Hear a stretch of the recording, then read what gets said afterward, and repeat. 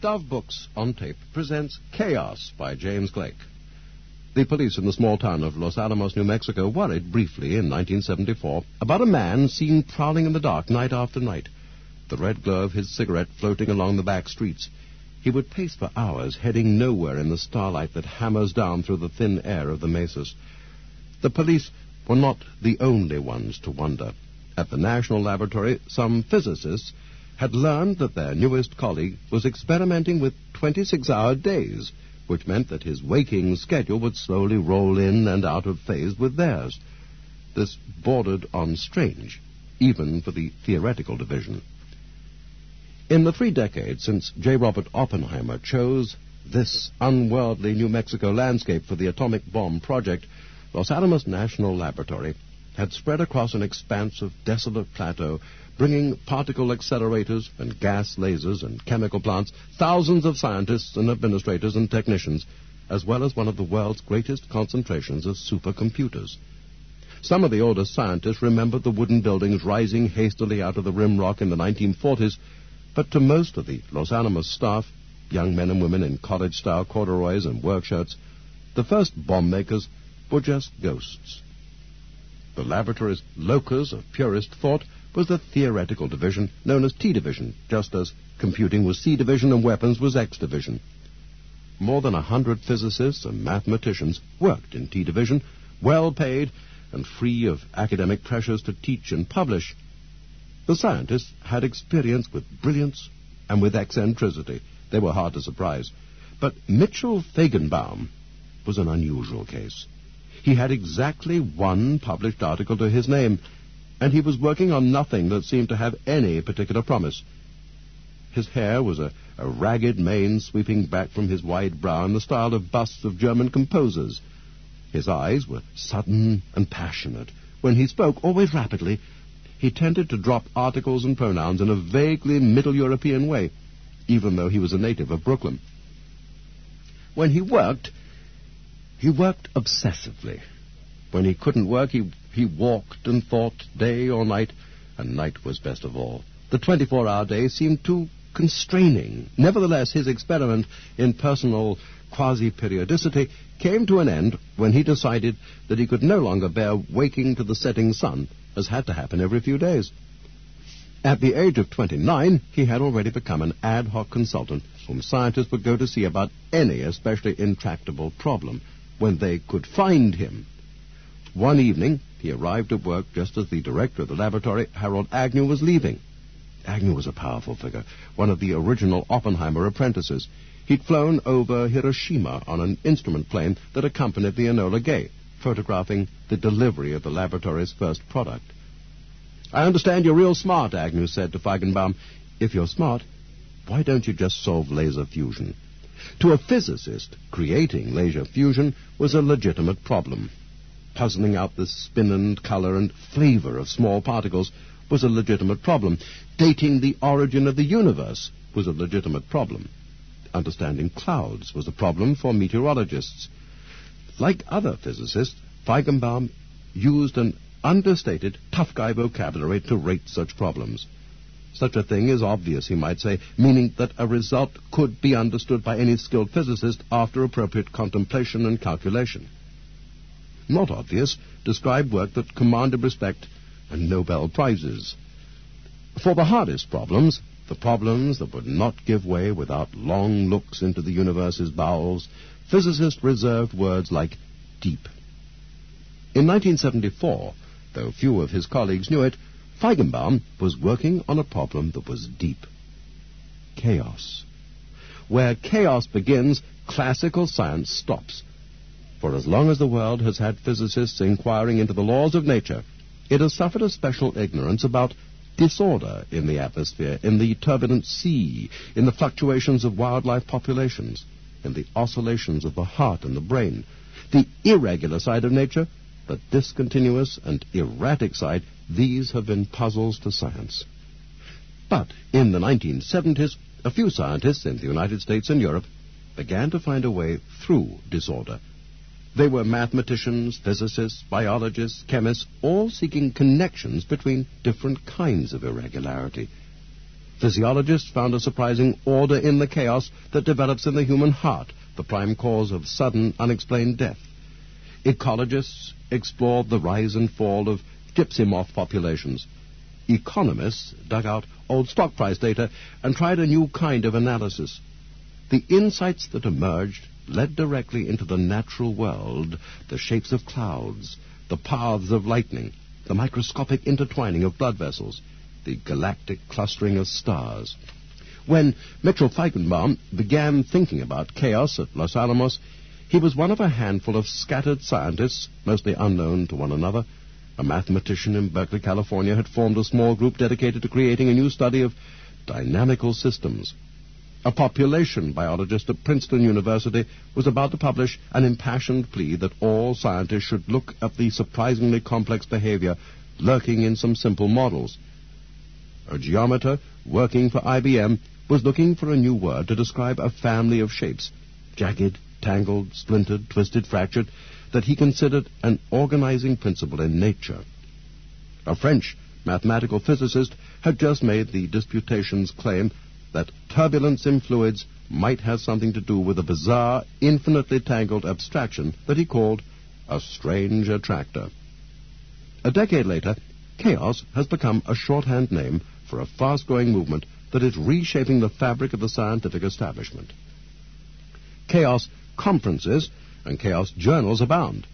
At every major university and every major corporate research center, some theorists ally themselves first with chaos and only second with their nominal specialties.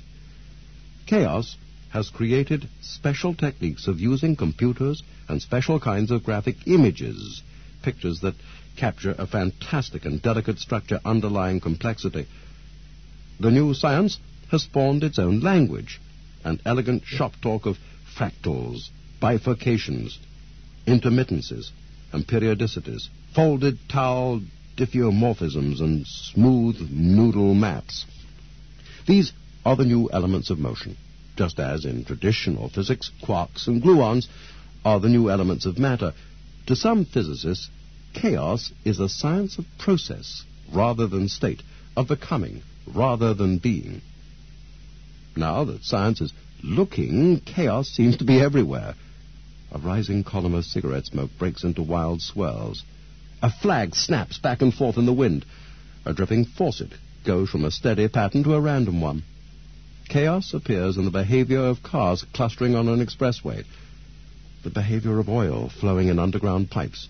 No matter what the medium, the behavior obeys the same newly discovered laws. That realization has begun to change the way business executives make decisions about insurance, the way astronomers look at the solar system, the way political theorists talk about the stresses leading to armed conflict. Chaos breaks across the lines that separate scientific disciplines. Because it is a science of the global nature of systems, it has brought together thinkers from fields that had been widely separated. The first chaos theorists, the scientists who set the discipline in motion, shared certain sensibilities. They had an eye for pattern, especially pattern that appeared on different scales at the same time. They had a taste for randomness and complexity, for jagged edges and sudden leaps.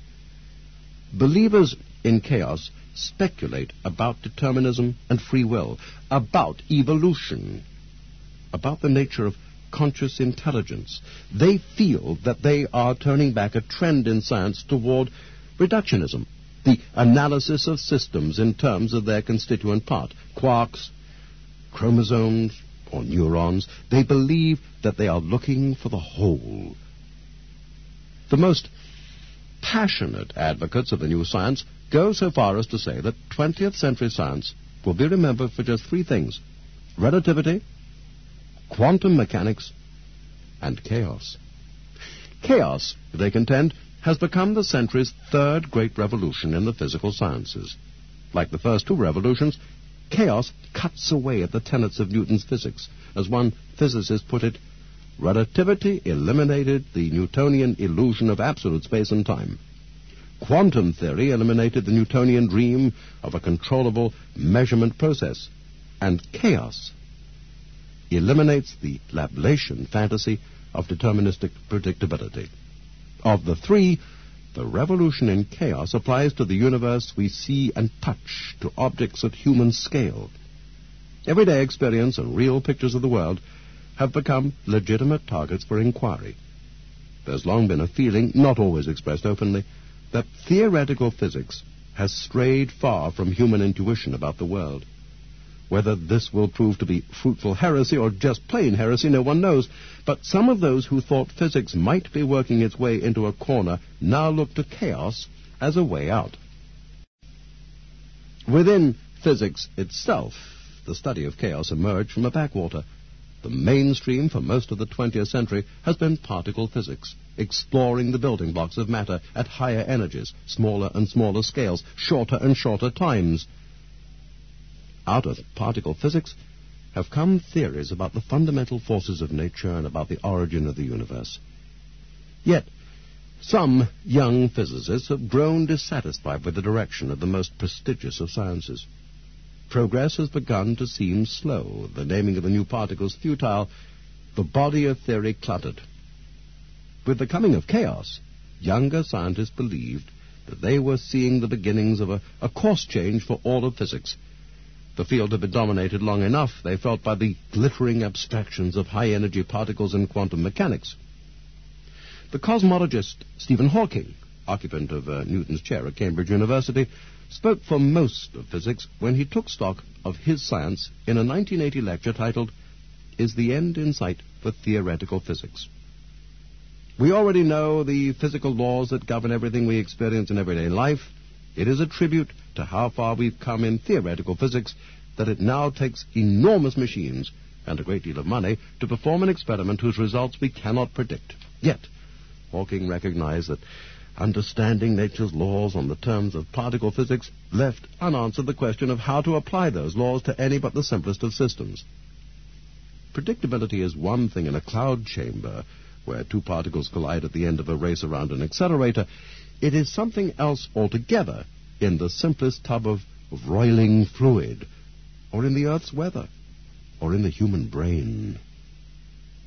Hawking's physics, efficiently gathering up Nobel Prizes and big money for experiments, has often been called a revolution. At times, it seemed within reach of that grail of science, the grand unified theory, or theory of everything. Physics had traced the development of energy and matter in all but the first eye blink of the universe's history. But was post-war particle physics a revolution? Or was it just the fleshing out of the framework laid down by Einstein, Bohr, and the other fathers of relativity and quantum mechanics? Certainly, the achievements of physics, from the atomic bomb to the transistor, changed the 20th century landscape. Yet, if anything, the scope of particle physics seemed to have narrowed. 2 generations had passed since the field produced a new theoretical idea that changed the way non-specialists understand the world. The physics described by Hawking could complete its mission without answering some of the most fundamental questions about nature. How does life begin? What is turbulence? Above all, in a universe ruled by entropy, drawing inexorably toward greater and greater disorder, how does order arise? At the same time, objects of everyday experience, like fluids and mechanical systems, came to seem so basic and so ordinary that physicists had a natural tendency to assume that they were well understood. It was not so. As the revolution in chaos runs its course, the best physicists find themselves returning without embarrassment to phenomena on a human scale. They study not just galaxies, but clouds. They carry out profitable computer research, not just on Crays, but on Macintoshes. The premier journals print articles on the strange dynamics of a ball bouncing on a table side by side with articles on quantum physics. The simplest systems are now seen to create extraordinarily difficult problems of predictability. Yet, order arises spontaneously in those systems, chaos and order together. Only a new kind of science could begin to cross the great gulf between knowledge of what one thing does, one water molecule, one cell of a heart tissue, one neuron, and what millions of them do. Watch 2 bits of foam flowing side by side at the bottom of a waterfall. What can you guess about how close they were at the top? Nothing. As far as standard physics was concerned, God might just as well have taken all those water molecules under the table and shuffled them personally. Traditionally, when physicists saw complex results, they looked for complex causes. When they saw a random relationship between what goes into a system and what comes out, they assumed that they would have to build randomness into any realistic theory by artificially adding noise or error. The modern study of chaos began with the creeping realization in the 1960s that quite simple mathematical equations could model systems every bit as violent as a waterfall. Tiny differences in input could quickly become overwhelming differences in output, a phenomenon given the name sensitive dependence on initial conditions. In weather, for example, this translates into what is only half-jokingly known as the butterfly effect, the notion that a butterfly stirring the air today in Peking can transform storm systems next month in New York. When the explorers of chaos began to think back on the genealogy of their new science, they found many intellectual trails from the past. But one stood out very clearly. For the young physicists and mathematicians leading the revolution, a starting point was the butterfly effect. The butterfly effect. The sun beat down through a sky that had never seen clouds. The wind swept across an earth as smooth as glass. Night never came, and autumn never gave way to winter. It never rained. The simulated weather in Edward Lorenz's new electronic computer changed slowly but certainly, drifting through a permanent dry midday season as if the world had turned into Camelot or some particularly bland version of Southern California. Outside his window, Lorenz could watch real weather, the early morning fog creeping along the Massachusetts Institute of Technology campus, or the low clouds slipping over the rooftops from the Atlantic. Fog and clouds never arose in the model running on his computer. The machine, a Royal MacBee, was a thicket of wiring and vacuum tubes that occupied an ungainly part of Lorenz's office, made a surprising and irritating noise, and broke down every week or so. It had neither the speed nor the memory to manage a realistic simulation of the Earth's atmosphere and oceans. Yet Lorenz created a toy weather in 1960 that succeeded in mesmerizing his colleagues. Every minute the machine marked the passing of a day by printing a row of numbers across a page. If you knew how to read the printouts, you would see a prevailing westerly wind swing now to the north, now to the south, now back to the north. Digitized cyclones spun slowly around an idealized globe. As word spread through the department, the other meteorologists would gather around with the graduate students, making bets on what Lorenz's weather would do next. Somehow, nothing ever happened the same way twice. Lorenz enjoyed weather, by no means a prerequisite for a research meteorologist. He savored its changeability. He appreciated the patterns that come and go in the atmosphere, families of eddies and cyclones, always obeying mathematical rules, yet never repeating themselves. When he looked at clouds, he thought he saw a kind of structure in them. Once he had feared that studying the science of weather would be like prying a jack-in-the-box apart with a screwdriver. Now he wondered whether science would be able to penetrate the magic at all. Weather had a flavor that could not be expressed by talking about averages. The daily high temperature in Cambridge, Mass. averages 75 degrees in June. The number of rainy days in Riyadh, Saudi Arabia, averages 10 a year. These were statistics. The essence was the way patterns in the atmosphere changed over time. And that was what Lorenz captured in the Royal MacBee. To most serious meteorologists, forecasting was less than science. It was a seat-of-the-pants business performed by technicians who needed some intuitive ability to read the next day's weather in the instruments and the clouds. It was guesswork. At centers like MIT, meteorology favored problems that had solutions. Lorenz understood the messiness of weather prediction as well as anyone, but he harbored an interest in the problem, a mathematical interest.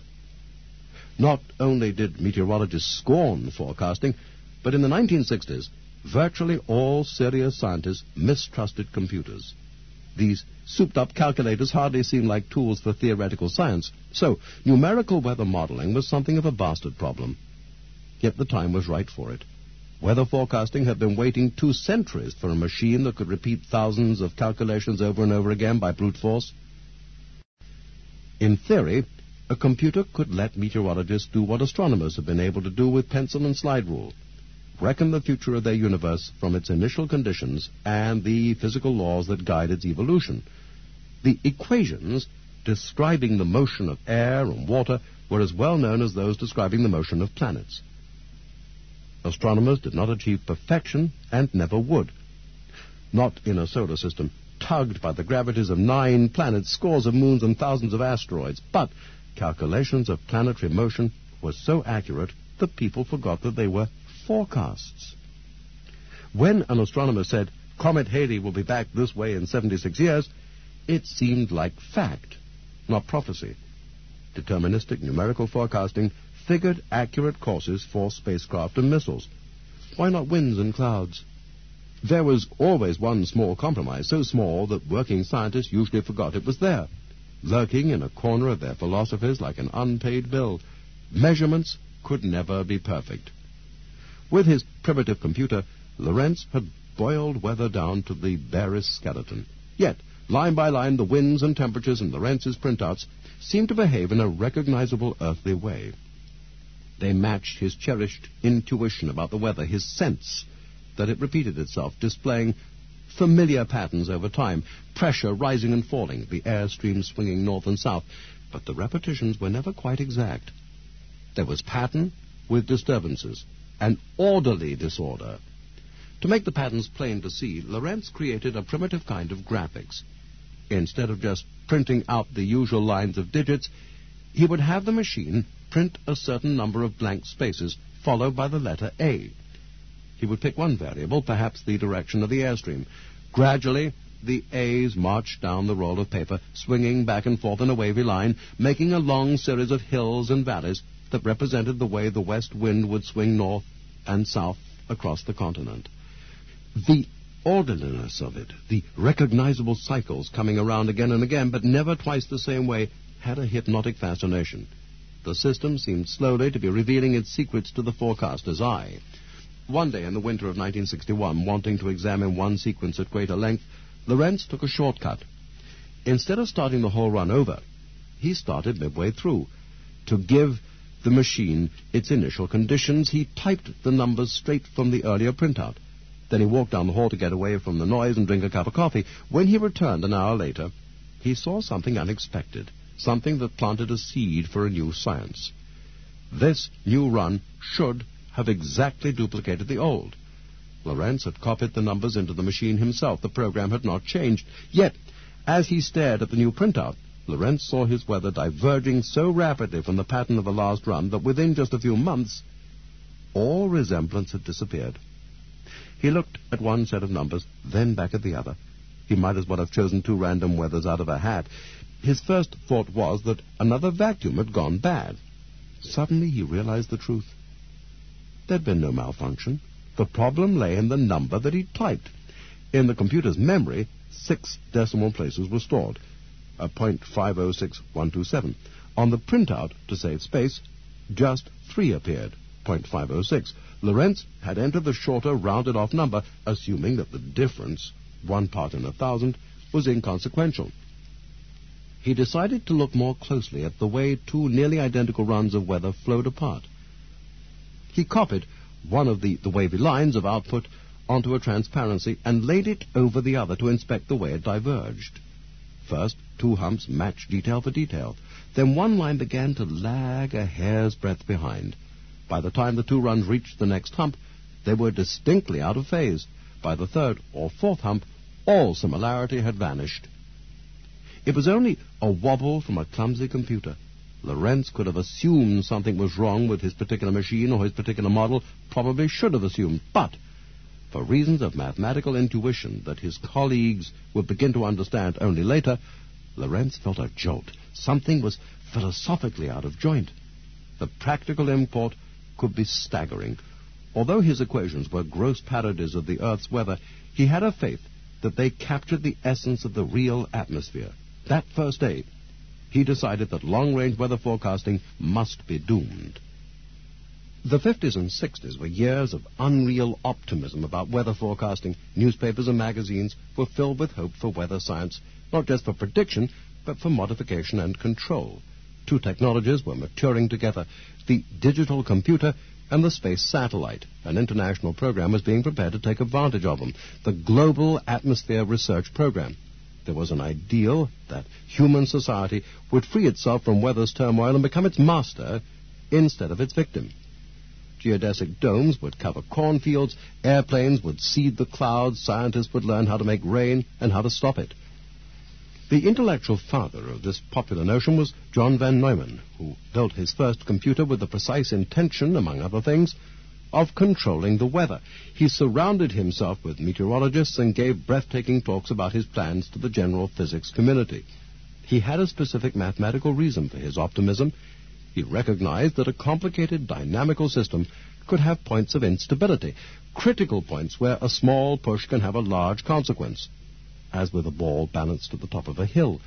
With the computer up and running, von Neumann imagined that scientists would calculate the equations of fluid motion for the next few days. Then a central committee of meteorologists would send up airplanes to lay down smoke screens or seed clouds to push the weather into the desired mode. But von Neumann had overlooked the possibility of chaos, with instability at every point. By the 1980s, a vast and expensive bureaucracy devoted itself to carrying out von Neumann's mission, or at least the prediction part of it. America's premier forecasters operated out of an unadorned cube of a building in suburban Maryland, near the Washington Beltway, with a spy's nest of radar and radio antennas on the roof. Their supercomputer ran a model that resembled Lorenz's only in its fundamental spirit. Where the Royal MacBee could carry out 60 multiplications each second, the speed of a control data Cyber 205 was measured in megaflops, millions of floating point operations per second. Where Lorenz had been happy with 12 equations, the modern global model calculated systems of 500,000 equations. The model understood the way moisture moved heat in and out of the air when it condensed and evaporated. The digital winds were shaped by digital mountain ranges. Data poured in hourly from every nation on the globe, from airplanes, satellites, and ships. The National Meteorological Center produced the world's second-best forecasts. The best came out of Reading, England, a small college town about an hour's drive from London. The European Center for Medium-Range Weather Forecasts occupied a modest tree-shaded building. It was built in the heyday of the all-European common market spirit, when most of the nations of Western Europe decided to pool their talent and resources in the cause of weather prediction. The Europeans attributed their success to their young rotating staff, no civil service, and their Cray supercomputer, which always seemed to be one model ahead of the American counterpart. Weather forecasting was the beginning, but hardly the end of the business of using computers to model complex systems.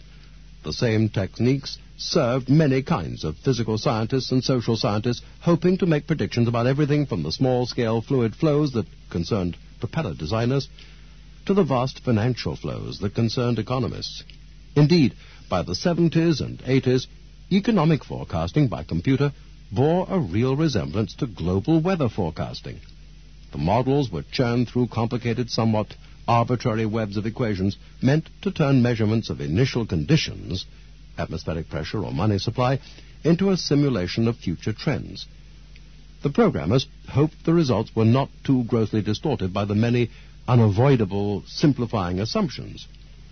If a model did anything too obviously bizarre, flooded the Sahara or tripled interest rates, the programmers would revise the equations to bring the output back in line with expectation. In practice, econometric models proved dismally blind to what the future would bring, but many people who should have known better acted as though they believed in the results. Forecasters of economic growth or unemployment were put forward with an implied precision of 2 or 3 decimal places. Governments and financial institutions paid for such predictions and acted on them, perhaps out of necessity or for want of anything better. Presumably they knew that such variables as consumer optimism were not as nicely measurable as humidity, and that the perfect differential equations had not yet been written for the movement of politics and fashion. But few realized how fragile was the very process of modeling flows on computers, even when the data was reasonably trustworthy and the laws were purely physical, as in weather forecasting. Computer modeling had indeed succeeded in changing the weather business from an art to a science. The European Centre's assessment suggested that the world saved billions of dollars each year from predictions that were statistically better than nothing. But beyond 2 or 3 days, the world's best forecasts were speculative, and beyond 6 or 7, they were worthless. The butterfly effect was the reason.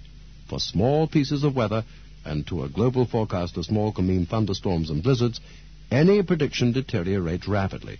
Errors and uncertainties multiply, cascading upward through a chain of turbulent features, from dust devils and squalls up to continent-sized eddies that only satellites can see.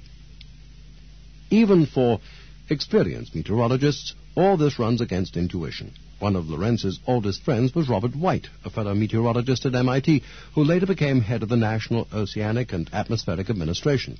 Lorenz told him about the butterfly effect and what he felt it meant for long-range prediction. White gave Neumann's answer. "Prediction nothing," he said. "This is weather control." His thought was that small modifications, well within human capability, could cause desired large-scale changes. Lorenz saw it differently.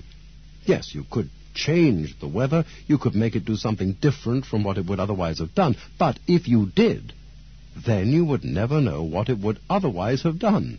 It would be like giving an extra shuffle to an already well-shuffled pack of cards. You know it will change your luck, but you don't know whether for better or worse.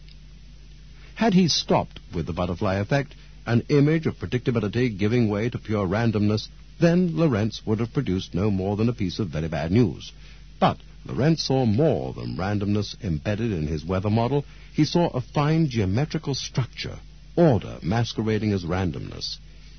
He turned his attention more and more to the mathematics of systems that never found a steady state, systems that almost repeated themselves but never quite succeeded.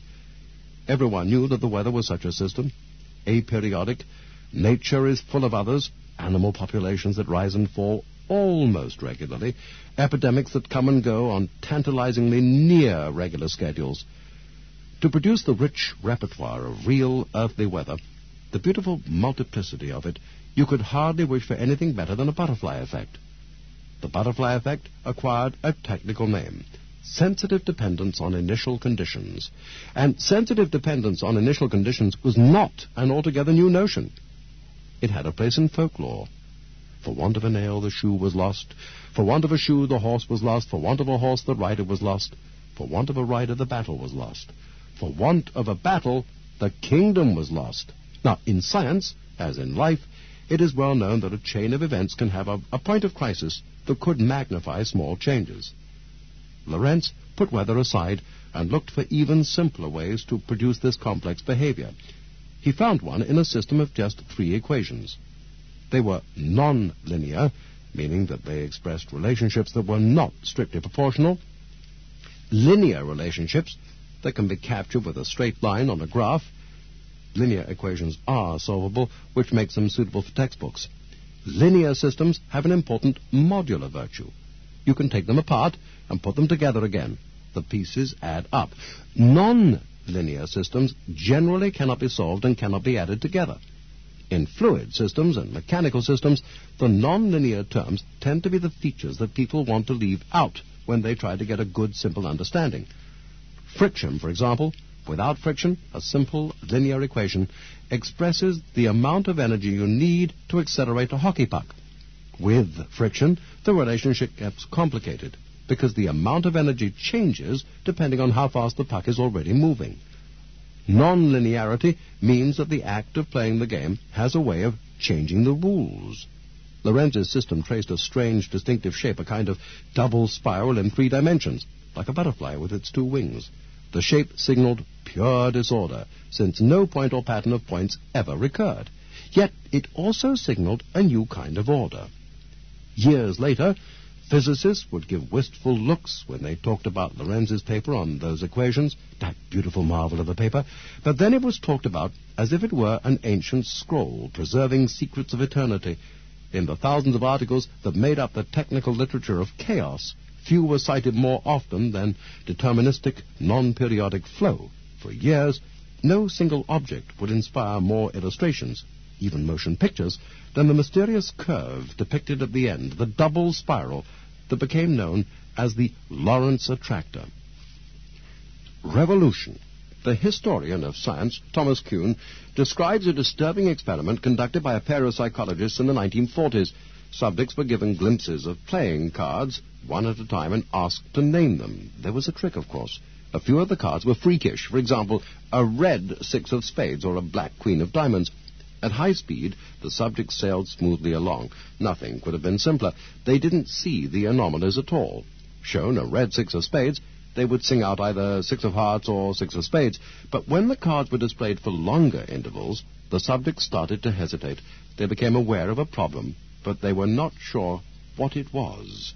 A subject might say that he'd seen something odd, like a red border around a black heart.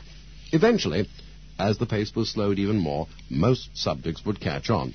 They would see the wrong cards and make the mental shift necessary to play the game without error.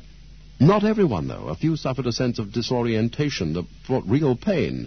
"I can't make that suit out, whatever it is," said one. "It didn't even look like a card that time. I don't know what color it is now, or whether it's a spade or a heart. I'm not sure what a spade looks like. My God."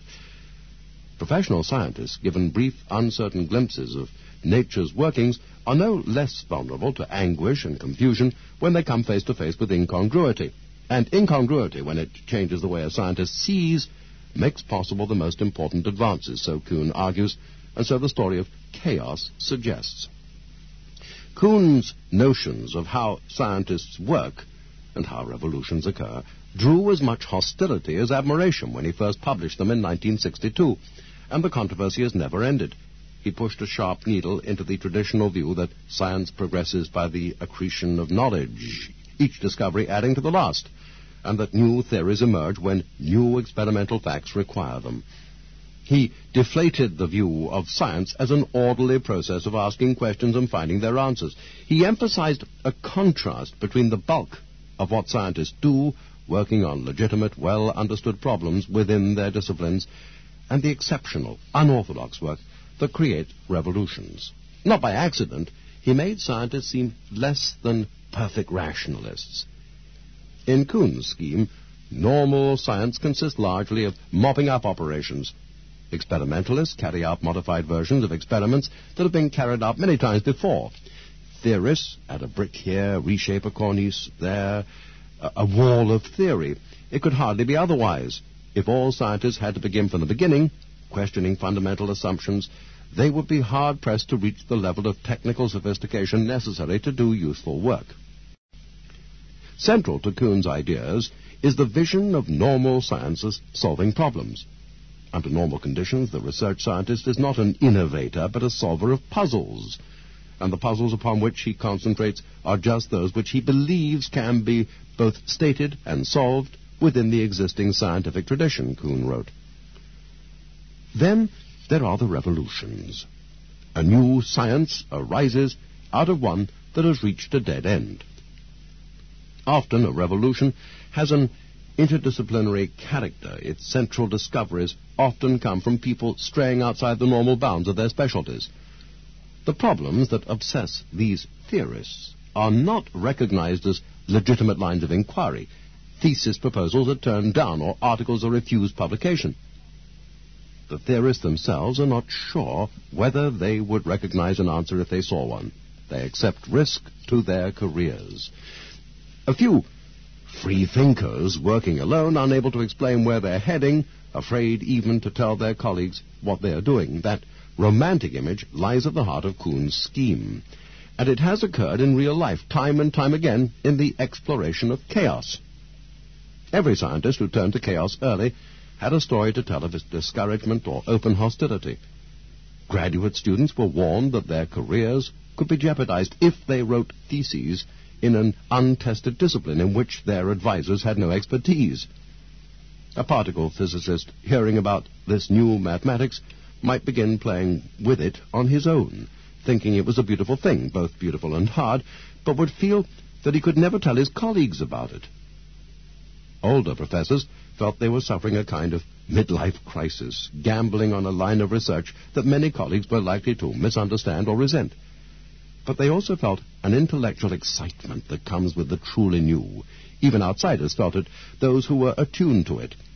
To Freeman Dyson at the Institute for Advanced Study, the news of chaos came like an electric shock in the 1970s. Others felt that for the first time in their professional lives, they were witnessing a true paradigm shift, a transformation in a way of thinking. Those who recognized chaos in the early days agonized over how to shape their thoughts and findings into publishable form. Work fell between disciplines, for example, too abstract for physicists, yet too experimental for mathematicians. To some, the difficulty of communicating the new ideas and the ferocious resistance from traditional quarters showed how revolutionary the new science was. Shallow ideas can be assimilated. Ideas that require people to recognize or reorganize their picture of the world provoke hostility. A physicist at the Georgia Institute of Technology, Joseph Ford, started quoting Tolstoy. I know that most men, including those at ease with problems of the greatest complexity, can seldom accept even the simplest and most obvious truth, if it be such as would oblige them to admit the falsity of conclusions which they had delighted in explaining to colleagues, which they have proudly taught to others, and which they have woven, thread by thread, into the fabric of their lives. Many mainstream scientists remained only dimly aware of the emerging science. Some particularly traditional fluid dynamicists actively resented it. At first, the claims made on behalf of chaos sounded wild and unscientific, and chaos relied on mathematics that seemed unconventional and difficult. As the chaos specialists spread, some departments frowned on these somewhat deviant scholars. Others advertised for more. Some journals established unwritten rules against submissions on chaos. Other journals came forth to handle chaos exclusively. The chaoticists, or chaologists, such coinages could be heard, turned up with disproportionate frequency on the yearly lists of important fellowships and prizes. By the middle of the 80s, a process of academic diffusion had brought chaos specialists into influential positions with university bureaucracies. Centers and institutes were founded to specialize in nonlinear dynamics and complex systems. Chaos has become not just theory, but also method, not just a canon of beliefs, but also a way of doing science. Chaos has created its own technique of using computers, a technique that does not require the vast speed of Crays and Cybers, but instead favors modest terminals that allow flexible interaction. To chaos researchers, mathematics has become an experimental science, with the computer replacing laboratories full of test tubes and microscopes. Graphic images are the key. Stylistically, early chaos papers record the Benjamin Franklin era in the way they went back to first principles. As Kuhn notes, established sciences take for granted a body of knowledge that serves as a communal starting point for investigation. To avoid boring their colleagues, scientists routinely begin and end their papers with esoterica. By contrast, articles on chaos from the late 1970s onward sounded evangelical. From their preambles to their perorations, they declared new credos. They often ended with pleas for action. A modest cosmic mystery, the great red spot of Jupiter, a vast swirling oval like a giant storm that never moves and never runs down. Anyone who saw the pictures beamed across space from Voyager 2 in 1978 recognized the familiar look of turbulence on a hugely unfamiliar scale. It was one of the solar system's most venerable landmarks, the red spot roaring like an anguished eye amid a turbulence of boiling eyebrows, as John Updike described it. But what was it? 20 years after Lorenz, Smale and other scientists set in motion a new way of understanding nature's flows. The otherworldly weather of Jupiter proved to be one of the many problems awaiting the altered sense of nature's possibilities that came with the science of chaos. For 3 centuries, it had been a case of the more you know, the less you know. astronomers noticed a blemish on the great planet not long after Galileo first pointed his telescope at Jupiter. Robert Hooke saw it in the 1600s. Donati Creti painted it in the Vatican's picture gallery. As a piece of coloration, the spot called for little explaining, but telescopes got better, and knowledge bred ignorance. The last century produced a steady march of theories, one on the heels of another. For example, the lava flow theory. Scientists in the late 19th century imagined a huge oval lake of molten lava flowing out of a volcano. Or perhaps the lava had flowed out of a hole created by a planetoid striking a thin solid crust. The new moon theory. A German scientist suggested, by contrast, that the spot was a new moon on the point of emerging from the planet's surface. The egg theory.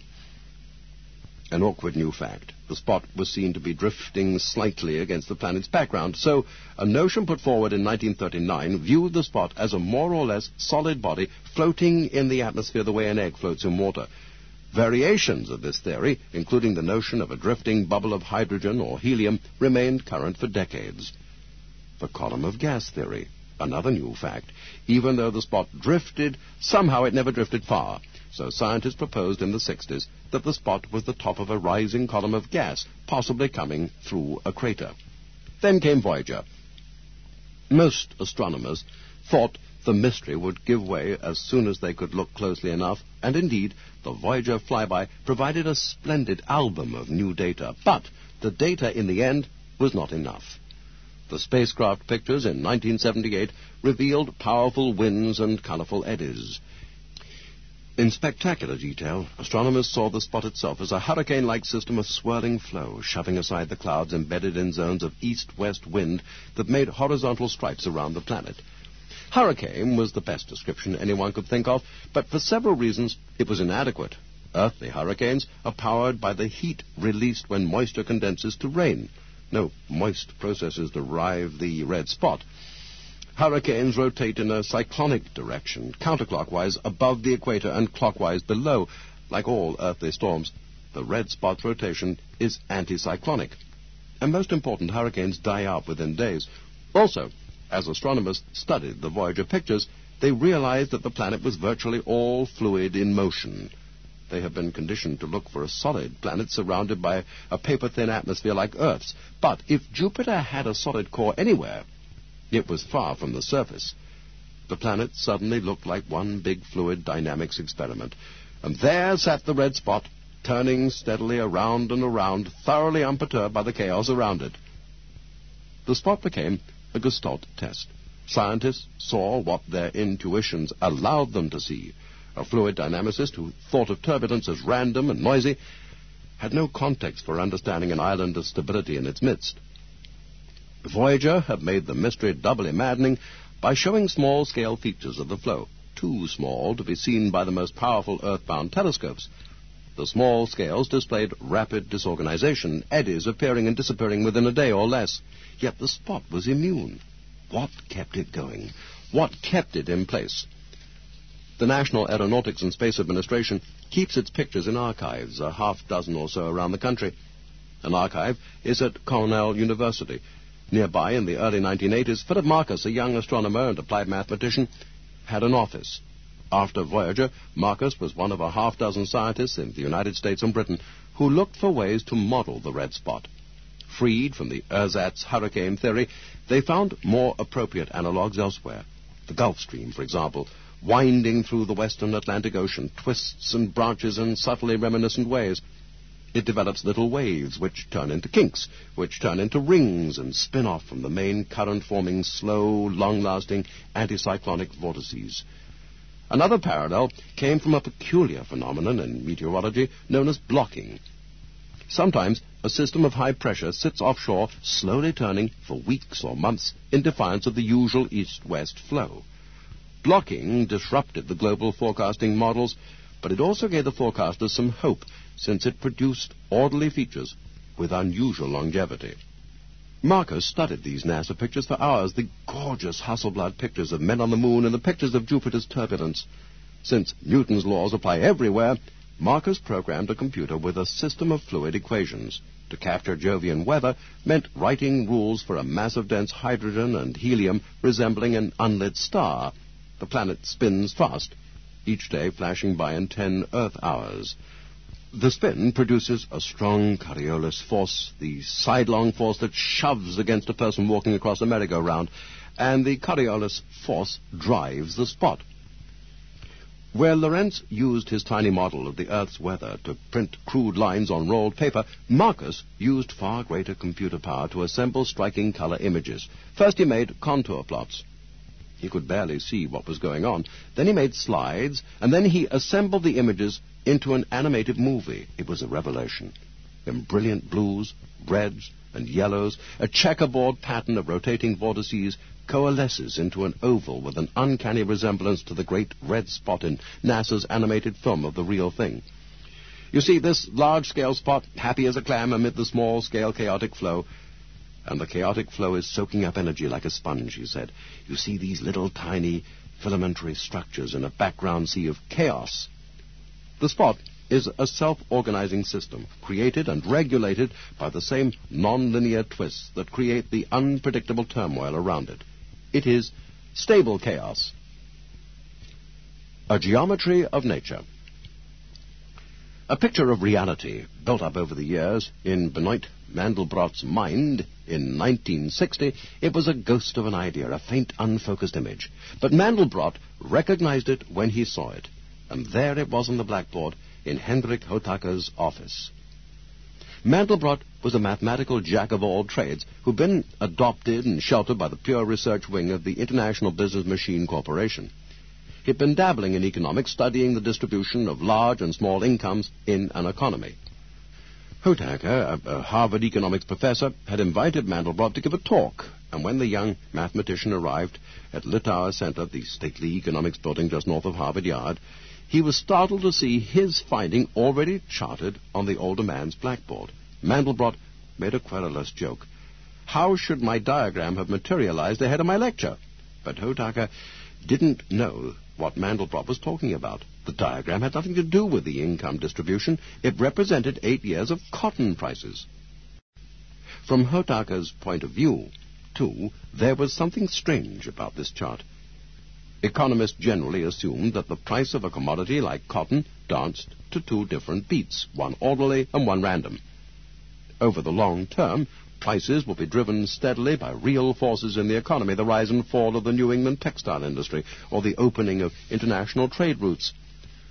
Over the short term, prices would bounce around more or less randomly. Unfortunately, Hotaker's data failed to match his expectations. There were too many large jumps. Most price changes were small, of course, but the ratio of small changes to large was not as high as he had expected. The distribution did not fall off quickly enough. It had a long tail. The standard model for plotting variation was and is the bell-shaped curve. In the middle, where the hump of the bell rises, most data cluster around the average. On the sides, the low-high extremes fall off rapidly. A statistician uses a bell-shaped curve the way an internist uses a stethoscope as the instrument of first resort. It represents the normal distribution.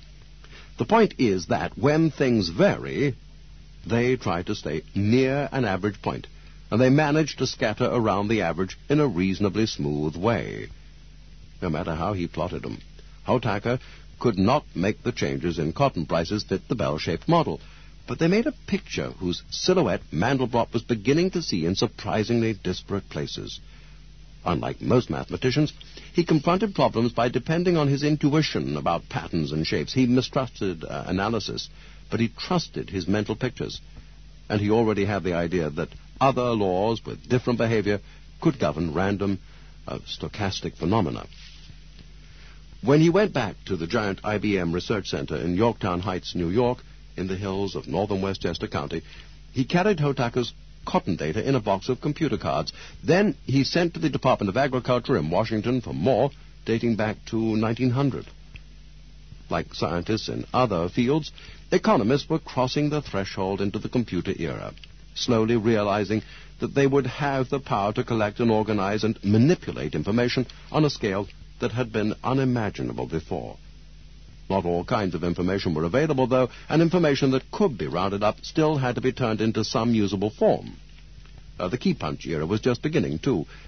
In the hard sciences, investigators found it easier to amass their thousands or millions of data points.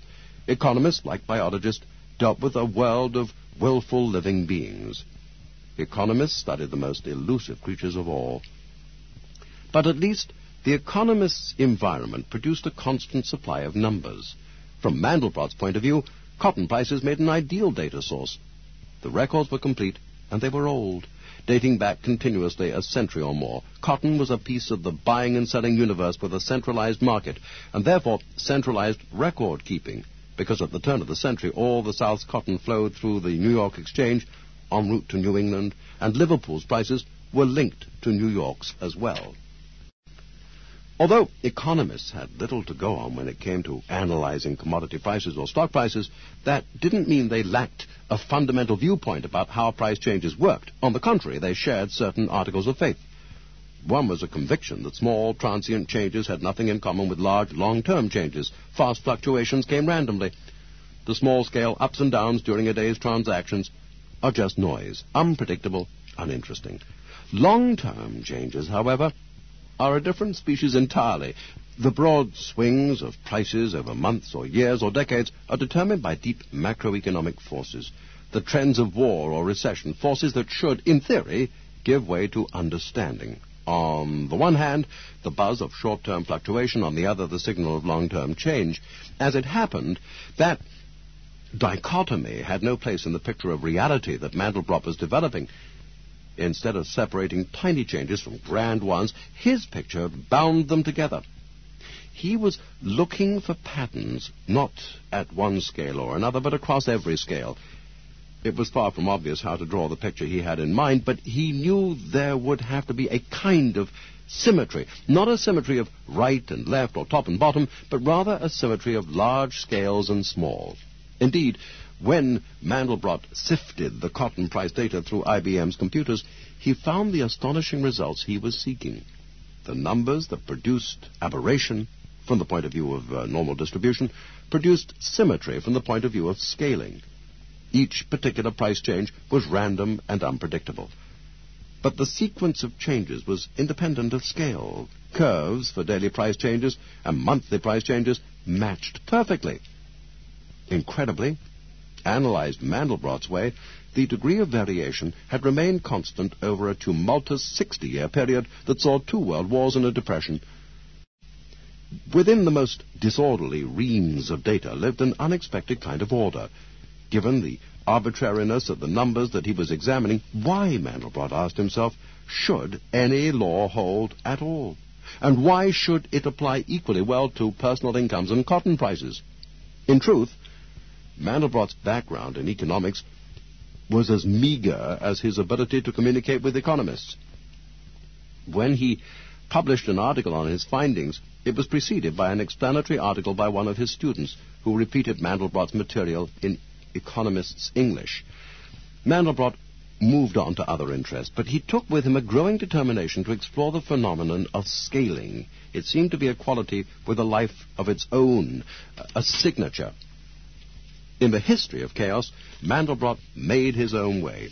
Yet the picture of reality that was forming in his mind in 1960 evolved from an oddity into full-fledged geometry. To the physicists expanding on the work of people like Lorenz, Smale, York, and May, this prickly mathematician remained a sideshow, but his techniques and his language became an inseparable part of their new science. Benoit Mandelbrot was born in Warsaw in 1924 to a Lithuanian Jewish family. His father, a clothing wholesaler, his mother, a dentist.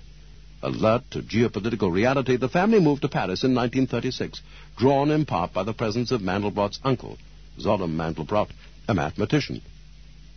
When the war came, the family stayed just ahead of the Nazis once again, abandoning everything but a few suitcases and joining the stream of refugees who clogged the roads south from Paris.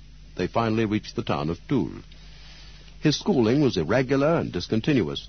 He claimed never to have learned the alphabet or, more significantly, multiplication tables past the 5s. Still, he had a gift.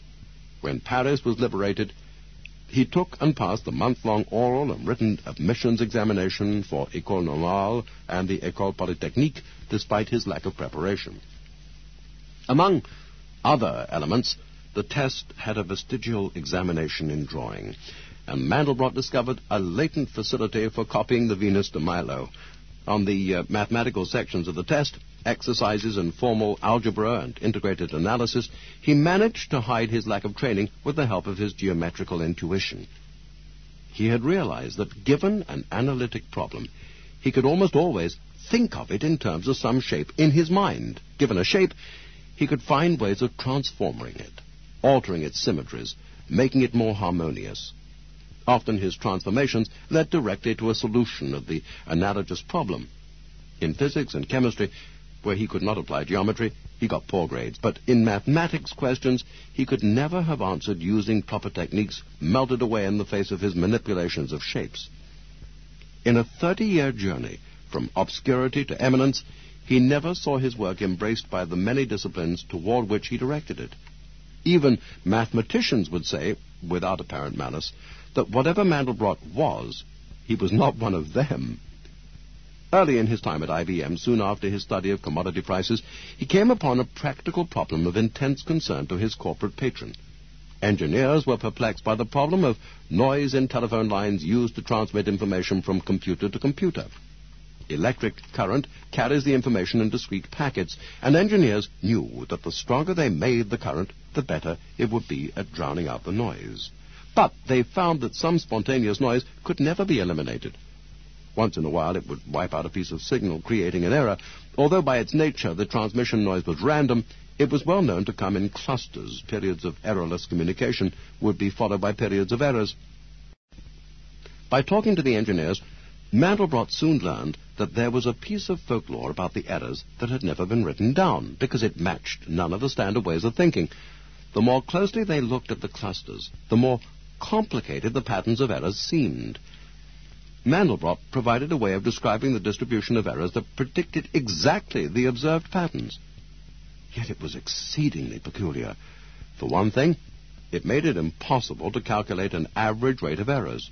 On average, in Mandelbrot's schemes, errors approached infinite sparseness. His description worked by making deeper and deeper separations between periods of clean transmission and periods of errors. Suppose you divided a day into hours. An hour might pass with no errors at all. Then an hour might contain errors. Then an hour might pass with no errors. But suppose you then divided the hour with errors into smaller periods of 20 minutes.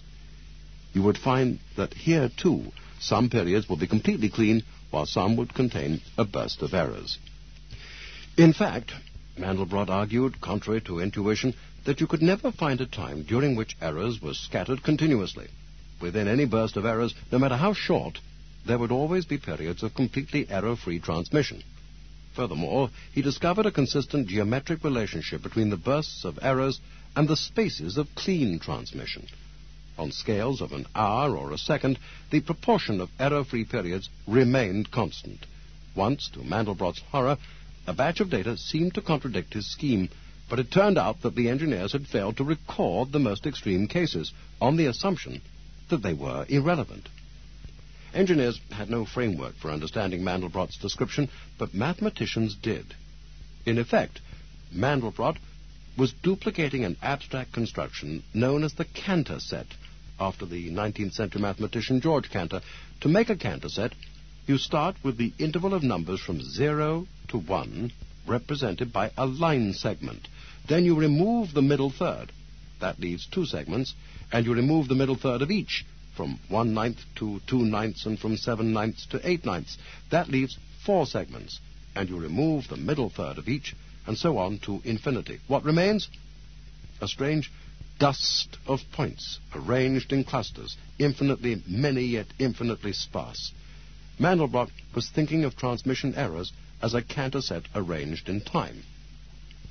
This highly abstract description had practical weight for scientists trying to decide between different strategies of controlling error.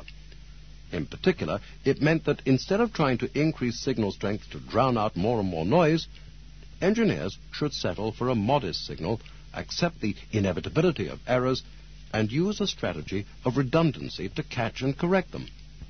Mandelbrot also changed the way IBM's engineers thought about the cause of noise. Bursts of errors had always sent the engineers looking for a man sticking a screwdriver somewhere, but Mandelbrot's scaling patterns suggested that the noise would never be explained on the basis of specific local events. Mandelbrot turned to other data, drawn from the world's rivers.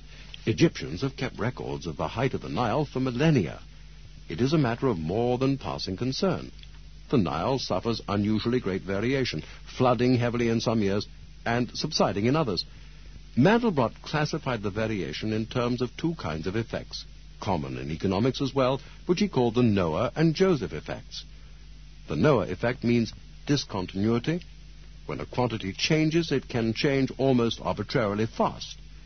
Economists traditionally imagined that prices change smoothly, rapidly or slowly, as the case may be, but smoothly in the sense that they pass through all the intervening levels on their way from one point to another. That image of motion was borrowed from physics, like much of the mathematics applied to economics, but it was wrong.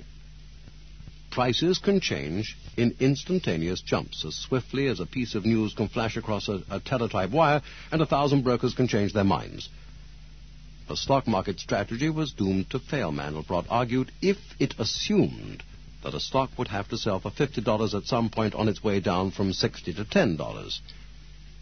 The Joseph effect means persistence. There came 7 years of great plenty throughout the land of Egypt, and there shall arise after them 7 years of famine. If the biblical legend meant to imply periodicity, it was oversimplified, of course, but floods and droughts do persist. Despite an underlying randomness, the longer a place has suffered drought, the likelier it is to suffer more. Furthermore, mathematical analysis of the Nile's height showed that persistence applied over centuries as well as over decades. The Noah and Joseph effects push in different directions, but they add up to this. Trends in nature are real, but they can vanish as quickly as they come. Discontinuity, bursts of noise, Cantor dusts, phenomena like these had no place in the geometrics of the past 2,000 years. The shapes of classical geometry are lines and planes, circles and spheres, triangles and cones. They represent a powerful abstraction of reality, and they inspired a powerful philosophy of Platonic harmony. Euclid made of them a geometry that lasted 2 millennia, the only geometry still that most people ever learn. Artists found an ideal beauty in them. Ptolemaic astronomers built a theory of the universe out of them, but for understanding complexity, they turn out to be the wrong kind of abstraction. Clouds are not spheres, Mandelbrot is fond of saying. Mountains are not cones. Lightning does not travel in a straight line. The new geometry mirrors a universe that is rough, not rounded, scabrous, not smooth. It is a geometry of the pitted, pocked, and broken up, the twisted, tangled, and intertwined. The understanding of nature's complexity awaited a suspicion that the complexity was not just random, not just accident. It required a faith that the interesting feature of a lightning bolt's path, for example, was not its direction, but rather the distribution of zigs and zags. Mandelbrot's work made a claim about the world. The claim was that such odd shapes carry meaning. The pits and tangles are more than blemishes distorting the classic shapes of Euclidean geometry. They are often the keys to the essence of a thing. What is the essence of a coastline, for example? Mandelbrot asked this question in a paper that became a turning point for his thinking. How long is the coast of Britain? Mandelbrot had come across the coastline question in an obscure posthumous article by an English scientist, Louis F. Richardson, who groped with a surprising number of the issues that later became part of chaos. He wrote about numerical weather prediction in the 1920s, studied fluid turbulence by throwing a sack of white parsnips into the Cape Cod Canal, and asked in a 1926 paper, does the wind possess a velocity? The question, at first sight foolish, improves on acquaintance, he wrote. Wondering about coastlines and wiggly national borders, Richardson checked encyclopedias in Spain and Portugal, Belgium and the Netherlands, and discovered discrepancies of 20% in the estimated lengths of their common frontiers. Mandelbrot's analysis of this question struck listeners as either painfully obvious or absurdly false. He found that most people answered the question in one of two ways. I don't know, it's not my field, or I don't know, but I'll look it up in the encyclopedia. In fact, he argued, any coastline is, in a sense, infinitely long. In another sense, the answer depends on the length of your ruler. Consider one plausible method of measuring. A surveyor takes a set of dividers, opens them to a length of 1 yard, and walks them along the coastline. Now, the resulting number of yards is just an approximation of the true length, because the dividers skip over twists and turns smaller than 1 yard, but the surveyor writes the number down anyway. Then he sets the dividers to a smaller length, say 1 foot, and repeats the process. He arrives at a somewhat greater length because the dividers will capture more of the detail, and it will take more than 3 one-foot steps to cover the distance previously covered by a 1 yard step. He writes this new number down, sets the dividers at 4 inches, and starts again. This mental experiment using imaginary dividers is a way of quantifying the effect of observing an object from different distances at different scales. An observer trying to estimate the length of England's coastline from a satellite will make a smaller guess than an observer trying to walk its coves and beaches, who will make a smaller guess in turn than a snail negotiating every pebble. Since Euclidean measurements, length, depth, thickness, failed to capture the essence of irregular shapes, Mandelbrot turned to a different idea, the idea of dimension. Dimension is a quality with a much richer life for scientists than for non-scientists. We live in a three-dimensional world, meaning that we need 3 numbers to specify a point. For example, longitude, latitude, and altitude. The 3 dimensions are imagined as directions at right angles to one another. This is still the legacy of Euclidean geometry, where space has 3 dimensions. A plane has 2, a line has 1, and a point has 0. The process of abstraction that allowed Euclid to conceive of 1- or 2-dimensional objects spills over easily into our use of everyday objects. A road map, for all practical purposes, is quintessential 2-dimensional thing, a piece of a plane. It uses its 2 dimensions to carry information of a precisely 2-dimensional kind. In reality, of course, road maps are as 3-dimensional as everything else, but their thickness is so slight and so irrelevant to their purpose that it can be forgotten. Effectively, a road map remains 2-dimensional even when it's folded up. In the same way, a thread is effectively 1-dimensional, and a particle has effectively no dimension at all. Then, what is the dimension of a ball of twine? Mandelbrot answered, it depends on your point of view. From a great distance, the ball is no more than a point, with 0 dimensions. From closer, the ball is seen to fill spherical space, taking up 3 dimensions.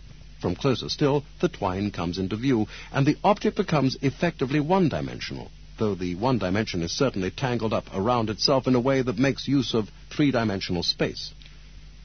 And on toward microscopic perspectives. Twine turns to 3-dimensional columns. The columns resolve themselves into 1-dimensional fibers. The solid material dissolves into 0-dimensional points. What about in between? Well, surely there was no clear boundary at which a ball of twine changes from a 3-dimensional to a 1-dimensional object. Yet, far from being a weakness, the ill-defined nature of these transitions led to a new idea about the problem of dimensions. Mandelbrot moved beyond dimensions, 0, 1, 2, 3, to a seeming impossibility, fractional dimensions. The notion is a conceptual high-wire act. For non-mathematicians, it requires a willing suspension of disbelief. Yet it proves extraordinarily powerful. Fractional dimension becomes a way of measuring qualities that otherwise have no clear definition. The degree of roughness or brokenness or irregularity in an object. A twisting coastline, for example, despite its immeasurability in terms of length, nevertheless has a certain characteristic degree of roughness. Mandelbrot specified ways of calculating the fraction and dimension of real objects, given some technique of constructing a shape or given some data, and he allowed his geometry to make a claim about the irregular patterns that he had studied in nature. The claim was that the degree of irregularity remains constant over different scales. Surprisingly often, the claim turns out to be true. Over and over again, the world displays a regular irregularity. One wintry afternoon in 1975, aware of the parallel currents emerging in physics, preparing his first major work for publication in book form, Mandelbrot decided he needed a name for his shapes, his dimensions, and his geometry. His son was home from school, and Mandelbrot found himself thumbing through the boy's Latin dictionary. He came across the adjective fractus, from the verb frangere, to break. The resonance of the main English cognates, fracture and fraction, seemed appropriate. Mandelbrot created the word, noun and adjective, English and French, fractal. In pursuing this path, Mandelbrot had two great advantages over the few other mathematicians who have thought about such shapes. One was his access to the computing resources that go with the name of IBM. Here was another task ideally suited to the computer's particular form of high-speed idiocy. Just as meteorologists needed to perform the same few calculations of millions of neighboring points in the atmosphere, Mandelbrot needed to perform an easy program transformation again and again and again. Ingenuity could conceive of transformations. Computers could draw them, sometimes with unexpected results. The early 20th century mathematicians quickly reached a barrier of hard calculation, like the barrier faced by early photobiologists without microscopes. In looking into a universe of finer and finer detail, the imagination can carry one only so far. Mandelbrot's picture of reality was beginning to come into focus now. His studies of irregular patterns in natural processes and his exploration of infinitely complex shapes had an intellectual intersection, a quality of self-simplicity. Above all, fractal meant self-similar. Self-similarity is symmetry across scale. It implies recursion, pattern inside of a pattern. Mandelbrot's price charts and river charts displayed self-similarity because not only did they produce detail at finer and finer scales, they also produced detail with certain constant measurements. Self-similarity is an easily recognizable quality. Its images are everywhere in the culture, in mirrors, or in the cartoon notion of a fish eating a smaller fish, eating a smaller fish, eating a smaller fish. How big is it? How long does it last? These are the most basic questions a scientist can ask about a thing.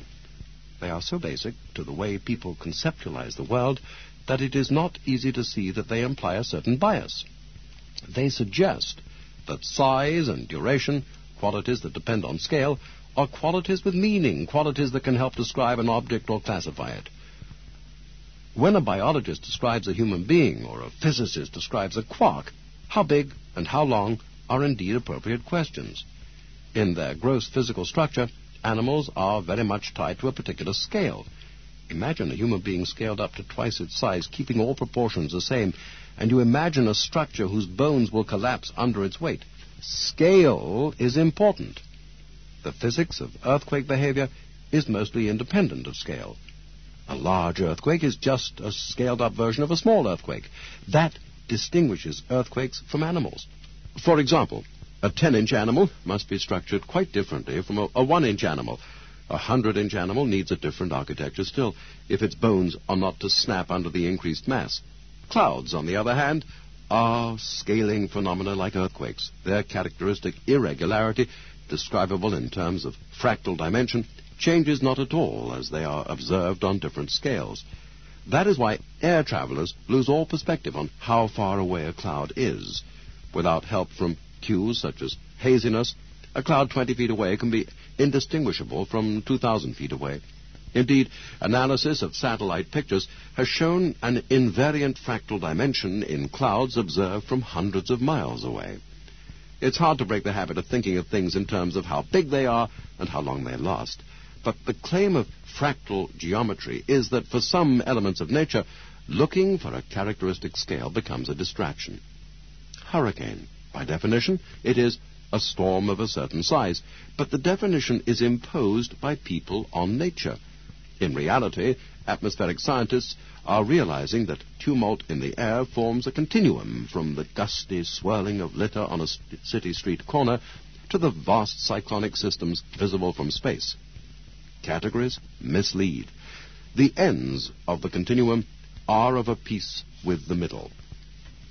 It happens that the equations of fluid flow are in many contexts dimensionless, meaning that they apply without regard to scale. Scaled-down airplane wings and ship propellers can be tested in wind tunnels and laboratory basins, and with some limitations, small storms act like large storms. Blood vessels, from aorta to capillaries, form another kind of continuum. They branch and divide and branch again until they become so narrow that blood cells are forced to slide through single file. The nature of their branching is fractal. Their structure resembles one of the monstrous imaginary objects conceived by Mandelbrot's turn-of-the-century mathematicians. As a matter of physiological necessity, blood vessels must perform a bit of dimensional magic. The circulatory system must squeeze a huge surface area into a limited volume. In terms of the body's resources, blood is expensive and space is at a premium.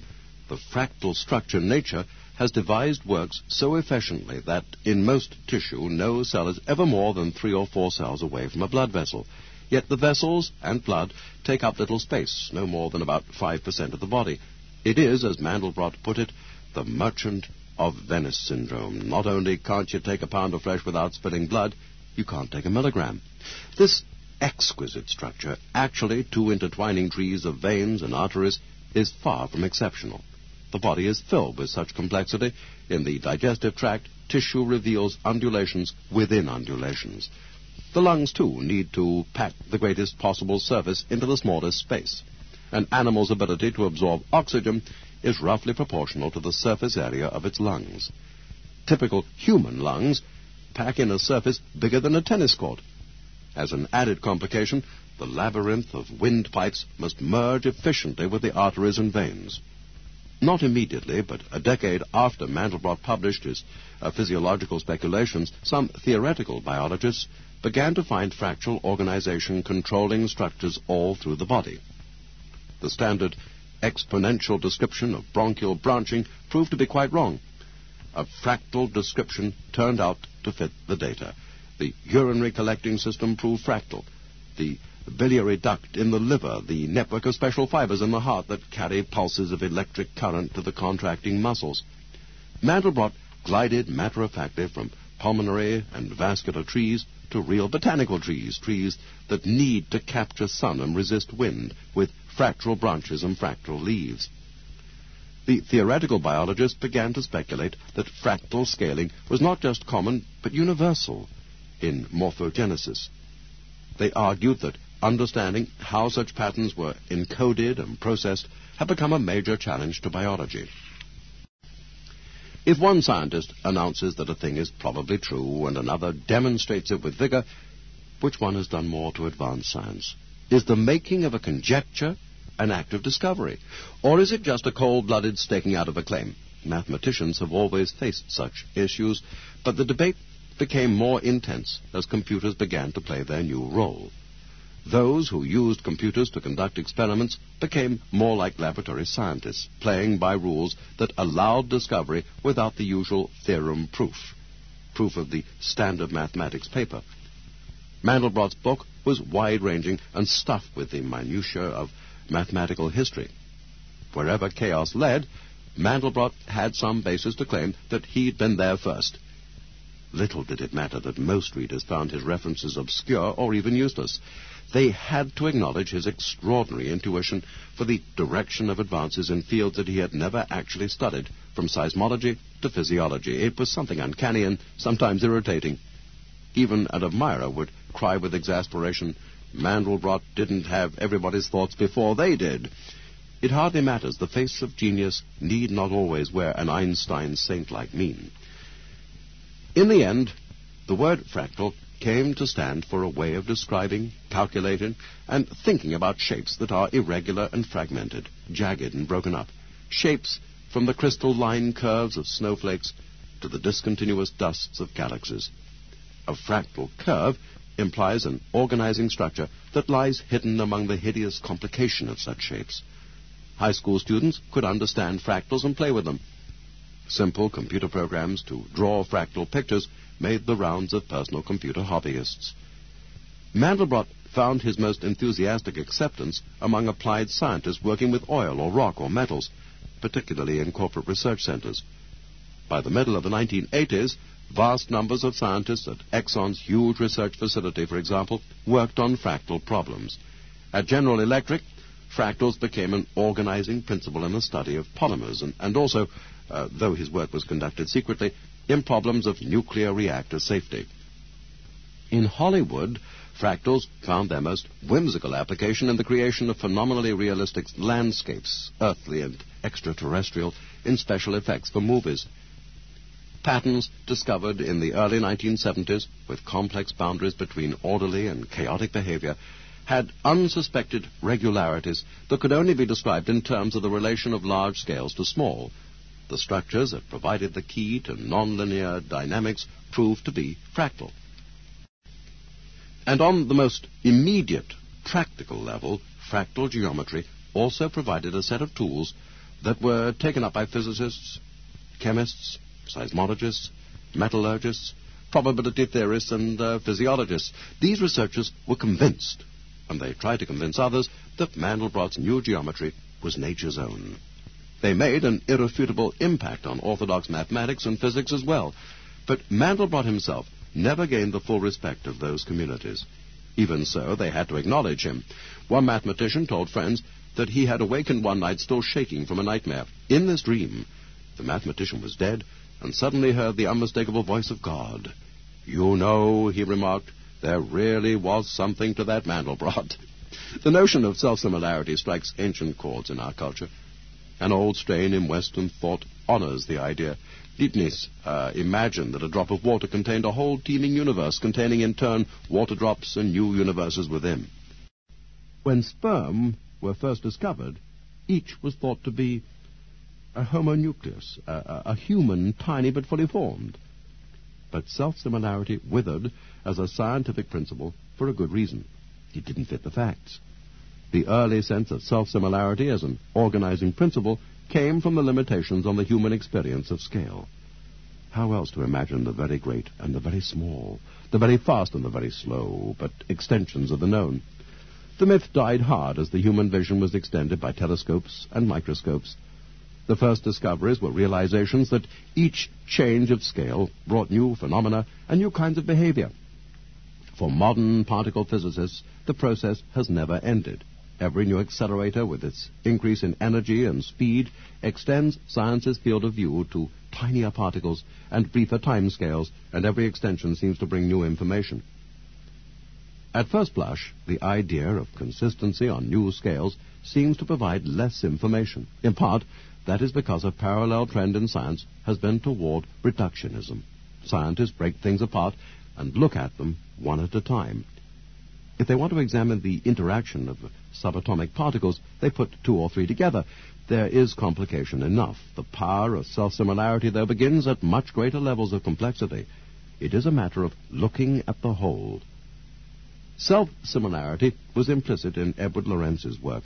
It was part of his intuitive understanding of the fine structure of the maps made by his system of equations, a structure he could sense but not see on the computers available in 1963. Scaling also became part of a movement in physics that led more directly than Mandelbrot's own work to the discipline known as chaos.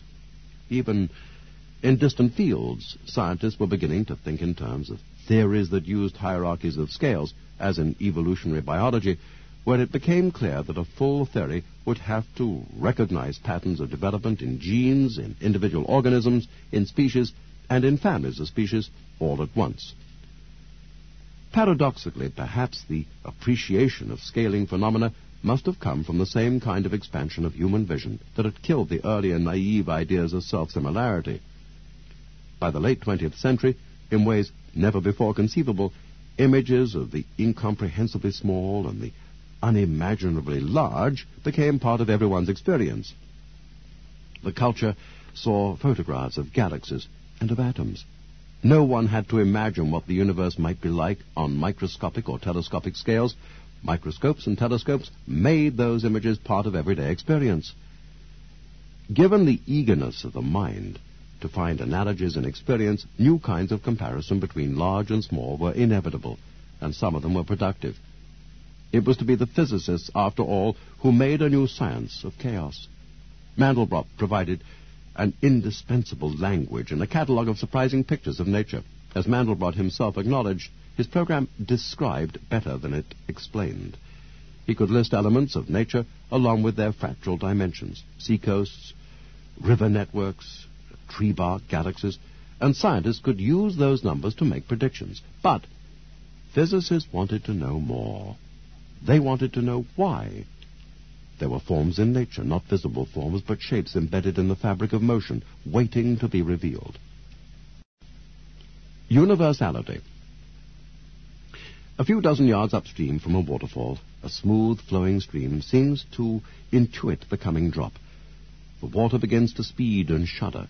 Individual rivulets stand out like coarse throbbing veins. Mitchell Feigenbaum stands at streamside. He's sweating slightly in sports coat and corduroys and puffing on a cigarette. He's been walking with friends, but they had gone on ahead to the quieter pools upstream. Suddenly, in what might be a demented high-speed parody of a tennis spectator, he starts turning his head from side to side. You can focus on something, a bit of foam or something. If you move your head fast enough, you can all of a sudden discern the whole structure of the surface, and you can feel it in your stomach. He draws in more smoke from his cigarette. But for anyone with a mathematical background, if you look at this stuff, or you see clouds with all their puffs on top of puffs, or stand at a seawall in a storm, you know that you really don't know anything. Order in chaos. It was science's oldest cliché. The idea of hidden unity and common underlying form in nature had an intrinsic appeal, and it had an unfortunate history of inspiring pseudo-scientists and cranks. When Feigenbaum came to Los Alamos National Laboratory in 1974, a year shy of his 30th birthday, he knew that if physicists were to make something of the idea now, they would need a practical framework, a way to turn ideas into calculations. It was far from obvious how to make a first approach to the problem. Feigenbaum was hired by Peter Carruthers, a calm, deceptively genial physicist who came from Cornell in '73 to take over the theoretical division. His first act was to dismiss a half-dozen senior scientists. Los Alamos provides its staff with no equivalent of university tenure, and to replace them with some bright young researchers of his own choosing. As a scientific manager, he had strong ambition, but he knew from experience that good science cannot always be planned. Feigenbaum brought to Los Alamos a conviction that his science had failed to understand hard problems, non-linear problems. Although he had produced almost nothing as a physicist, he had accumulated an unusual intellectual background. He had a sharp working knowledge of the most challenging mathematical analysis, new kinds of computational technique that pushed most scientists to their limits. He had managed not to purge himself of some seemingly unscientific ideas from 18th century romanticism. He wanted to do science that would be new. He began by putting aside any thought of understanding real complexity and instead turned to the simplest non-linear equations that he could find. The mystery of the universe first announced itself to the 4-year-old Mitchell Feigenbaum through a Silvertone radio sitting in his parents' living room in the Flatbush section of Brooklyn soon after the war. He was dizzy with the thought of music arriving from no tangible cause. Now, the phonograph, on the other hand, he thought he understood. His grandmother had given him a special dispensation to put on the 78s. His father was a chemist who worked for the Port of New York Authority and later for Clairol. His mother taught in the city's public schools. Mitchell first decided to become an electrical engineer, a sort of professional known in Brooklyn to make a good living. Later, he realized that what he wanted to know about a radio was more likely to be found in physics. He was one of a generation of scientists raised in the outer boroughs of New York who made their way to brilliant careers via the great public high schools, in his case Samuel J. Tilden, and then City College. Growing up smart in Brooklyn was in some measure a matter of steering an uneven course between the world of mind and the world of other people. He was immensely gregarious when very young, which he regarded as a key to not being beaten up, but something clicked when he realized he could learn things. He became more and more detached from his friends. Ordinary conversation couldn't hold his interest. Sometime in his last year of college, it struck him that he had missed his adolescence, and he made a deliberate project out of regaining touch with humanity. He would sit silently in the cafeteria, listening to students chatting about shaving or food. And gradually, he relearned much of the science of talking to people. He graduated in 1964, went on to MIT, where he got his doctorate in elementary particle physics in 1970. Then he spent a fruitless 4 years at Cornell and at the Virginia Polytechnic Institute. Fruitless, that is, in terms of the steady publication of work on manageable problems that is essential for a young university scientist. Postdocs were supposed to produce papers. Occasionally, an advisor would ask Feigenbaum what had happened to some problem, and he'd say, "Oh, I understood it." Newly installed at Los Alamos, Carruthers, formidable scientist in his own right, prided himself on his ability to spot talent. He looked not for intelligence, but for a sort of creativity that seemed to flow from some magic gland. He always remembered the case of Kenneth Wilson, another soft-spoken Cornell physicist, who seemed to be producing absolutely nothing. Anyone who talked to Wilson for long realized that he had a deep capacity for seeing into physics. So the question of Wilson's tenure became a subject of serious debate. The physicists willing to gamble on his unproven potential prevailed, and it was as if a dam burst. Not one, but a flood of papers came forth from Wilson's desk drawers, including work that won him the Nobel Prize in 1982. Wilson's great contribution to physics, along with work by two other physicists, Leo Kadanoff and Michael Fisher, was an important ancestor of chaos theory. These men, working independently, were all thinking in different ways about what happened in phase transitions. They were studying the behavior of matter near the point where it changes from one state to another, from liquid to gas, or from unmagnetized to magnetized. As singular boundaries between two realms of existence, phase transitions tend to be highly non-linear in their mathematics. The smooth and predictable behavior of matter in any one phase tends to be little help in understanding the transitions. A pot of water on the stove heats up in regular way until it reaches the boiling point. But then the change in temperature pauses while something quite interesting happens at the molecular interface between liquid and gas. As Kadanoff viewed the problem in the 1960s, phase transitions pose an intellectual puzzle. Think of a block of metal being magnetized. As it goes into an ordered state, it must make a decision. The magnet can be oriented one way or the other. It is free to choose, but each tiny piece of the metal must make the same choice. How?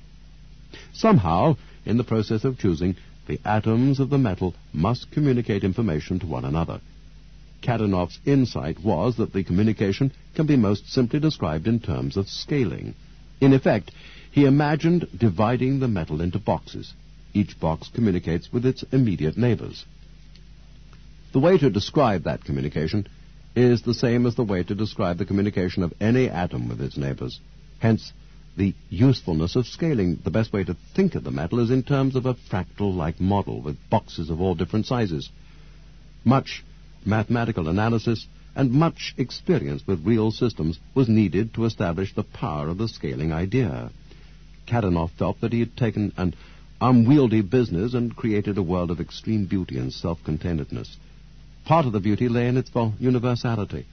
Kadanoff's idea gave a backbone to the most striking fact about critical phenomena, namely that these seemingly unrelated transitions, the boiling of liquids, the magnetizing of metals, all follow the same rules.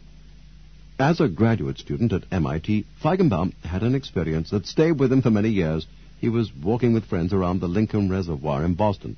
He was developing a habit of taking 4- and 5-hour walks, attuning himself to the panoply of impressions and ideas that would flow through his mind. On this day, he became detached from the group and walked alone. He passed some picnickers, and as he moved away, he glanced back every so often, hearing the sounds of their voices, watching the motions of hands gesticulating or reaching for food. Suddenly, he felt that the tableau had crossed some threshold into incomprehensibility. The figures were too small to be made out. The action seemed disconnected, arbitrary, random. What faint sound reached him had lost meaning. The ceaseless motion and incomprehensible bustle of life. Feigenbaum recalled the words of Gustav Mahler describing a sensation that he tried to capture in the third movement of his Second Symphony, like the motions of dancing figures in a brilliantly lit ballroom into which you look from the dark night outside, and from such a distance that the music is inaudible. Life may appear senseless to you. Feigenbaum was listening to Mahler, reading Goethe, immersing himself in their high romantic attitudes. Inevitably, it was Goethe's Faust he most reveled in, soaking up its combination of the most passionate ideas about the world with the most intellectual. Without some romantic inclinations, he surely would have dismissed a sensation like his confusion at the reservoir. After all, why shouldn't phenomena lose meaning as they are seen from greater distances? Physical laws provide a trivial explanation for their shrinking. On second thought, the connection between shrinking and loss of meaning was not so obvious. Why should it be that as things become small, they also become incomprehensible? He tried, quite seriously, to analyze this experience in terms of the tools of theoretical physics, wondering what he could say about the brain's machinery of perception. You see some human transactions, and you make deductions about them. Given the vast amount of information available to your senses, how does your decoding apparatus sort it out? Clearly, or almost clearly, the brain does not own any direct copies of stuff in the world. There is no library of forms and ideas against which to compare the images of perception. Information is stored in a plastic way, allowing fantastic juxtapositions and leaps of imagination. Some chaos exists out there, and the brain seems to have more flexibility than classical physics in finding the order of it. When Feigenbaum began to think about nonlinearity at Los Alamos, he realized that his education had taught him nothing useful. To solve a system of nonlinear differential equations was impossible, notwithstanding the special examples constructed in textbooks. He read through texts of nonlinear flows and oscillations and decided that little existed to help a reasonable physicist. His computational equipment consisting solely of pencil and paper, Feigenbaum decided to start with a simple equation from population biology. It happened to be the equation high school students use in geometry to graph a parabola. It can be written as y equals r, x minus x. Every value of x produces a value of y, and the resulting curve expresses the relation of the two numbers for the range of values. If x, this year's population, is small, then y, next year's, is small but larger than x. The curve is rising steeply. If x is in the middle of the range, then y is large, but the parabola levels off and falls, so that if x is large, then y will be small again. That is what produces the equivalent of population crashes in ecological modeling, preventing unrealistic, unrestrained growth. The point was to use this simple calculation not once, but repeated endlessly as a feedback loop. The output of one calculation was fed back as input for the next. To see what happened graphically, the parabola helped enormously. In spirit, nothing could have been further removed from the complex calculations of standard physics. Instead of a labyrinth scheme to be solved one time, this was a simple calculation performed over and over again. The numerical experimenter would watch, like a chemist peering at a reaction bubbling away inside a beaker. Here, the output was just a string of numbers, and it did not always converge to a steady final state. It could end up oscillating back and forth between two values, or it could keep on changing chaotically as long as anyone cared to watch. The choice among these different possible behaviors depended on the value of the tuning parameter. Feigenbaum carried out numerical work of this faintly experimental sort and at the same time tried more traditional theoretical ways of analyzing nonlinear functions. Even so, he couldn't see the whole picture of what this equation could do, but he could see that the possibilities were already so complicated that they would be viciously hard to analyze. He also knew that three Los Alamos mathematicians, Nicholas Metropolis, Paul Stein, and Myron Stein, had studied such maps in 1971, and now Paul Stein warned him that the complexity was frightening indeed. If this simplest of equations already proved intractable, what about the far more complicated equations that a scientist would write down for real systems? Feigenbaum put the whole problem on the shelf. In the brief history of chaos, this one innocent-looking equation provides the most succinct example of how different sorts of scientists looked at one problem in many different ways. To the biologists, it was an equation with a message. Simple systems can do complicated things.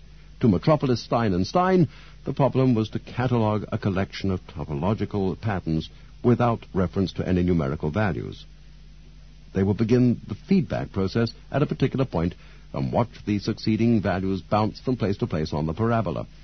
As the values moved to the right or the left, They wrote down sequences of R's and L's. These sequences had some interesting features to a mathematician.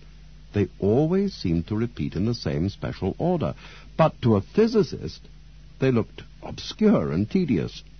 No one realized it then, but Lorenz had looked at the same equation in 1964 as a metaphor for a deep question about climate. The question was so deep that almost no one thought to ask it before. Does a climate exist? That is, does the Earth's weather have a long-term average? Most meteorologists, then as now, took the answer for granted. Surely any measurable behavior, no matter how it fluctuates, must have an average. Yet, on reflection, it's far from obvious. As Lorenz pointed out, the average weather for the past 12,000 years has been notably different than the average for the previous 12,000, when most of North America was covered by ice. Was there one climate that changed to another for some physical reason? Or is there an even longer-term climate within which those periods were just fluctuations? Or is it possible that a system like the weather may never converge to an average? Lorenz asked a second question.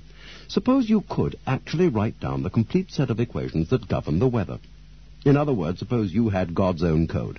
Could you then use the equations to calculate average statistics for temperature or rainfall? If the equations were linear, the answer would be an easy yes. But they're nonlinear. Since God has not made the actual equations available, Lorenz instead examined the quadratic difference equation.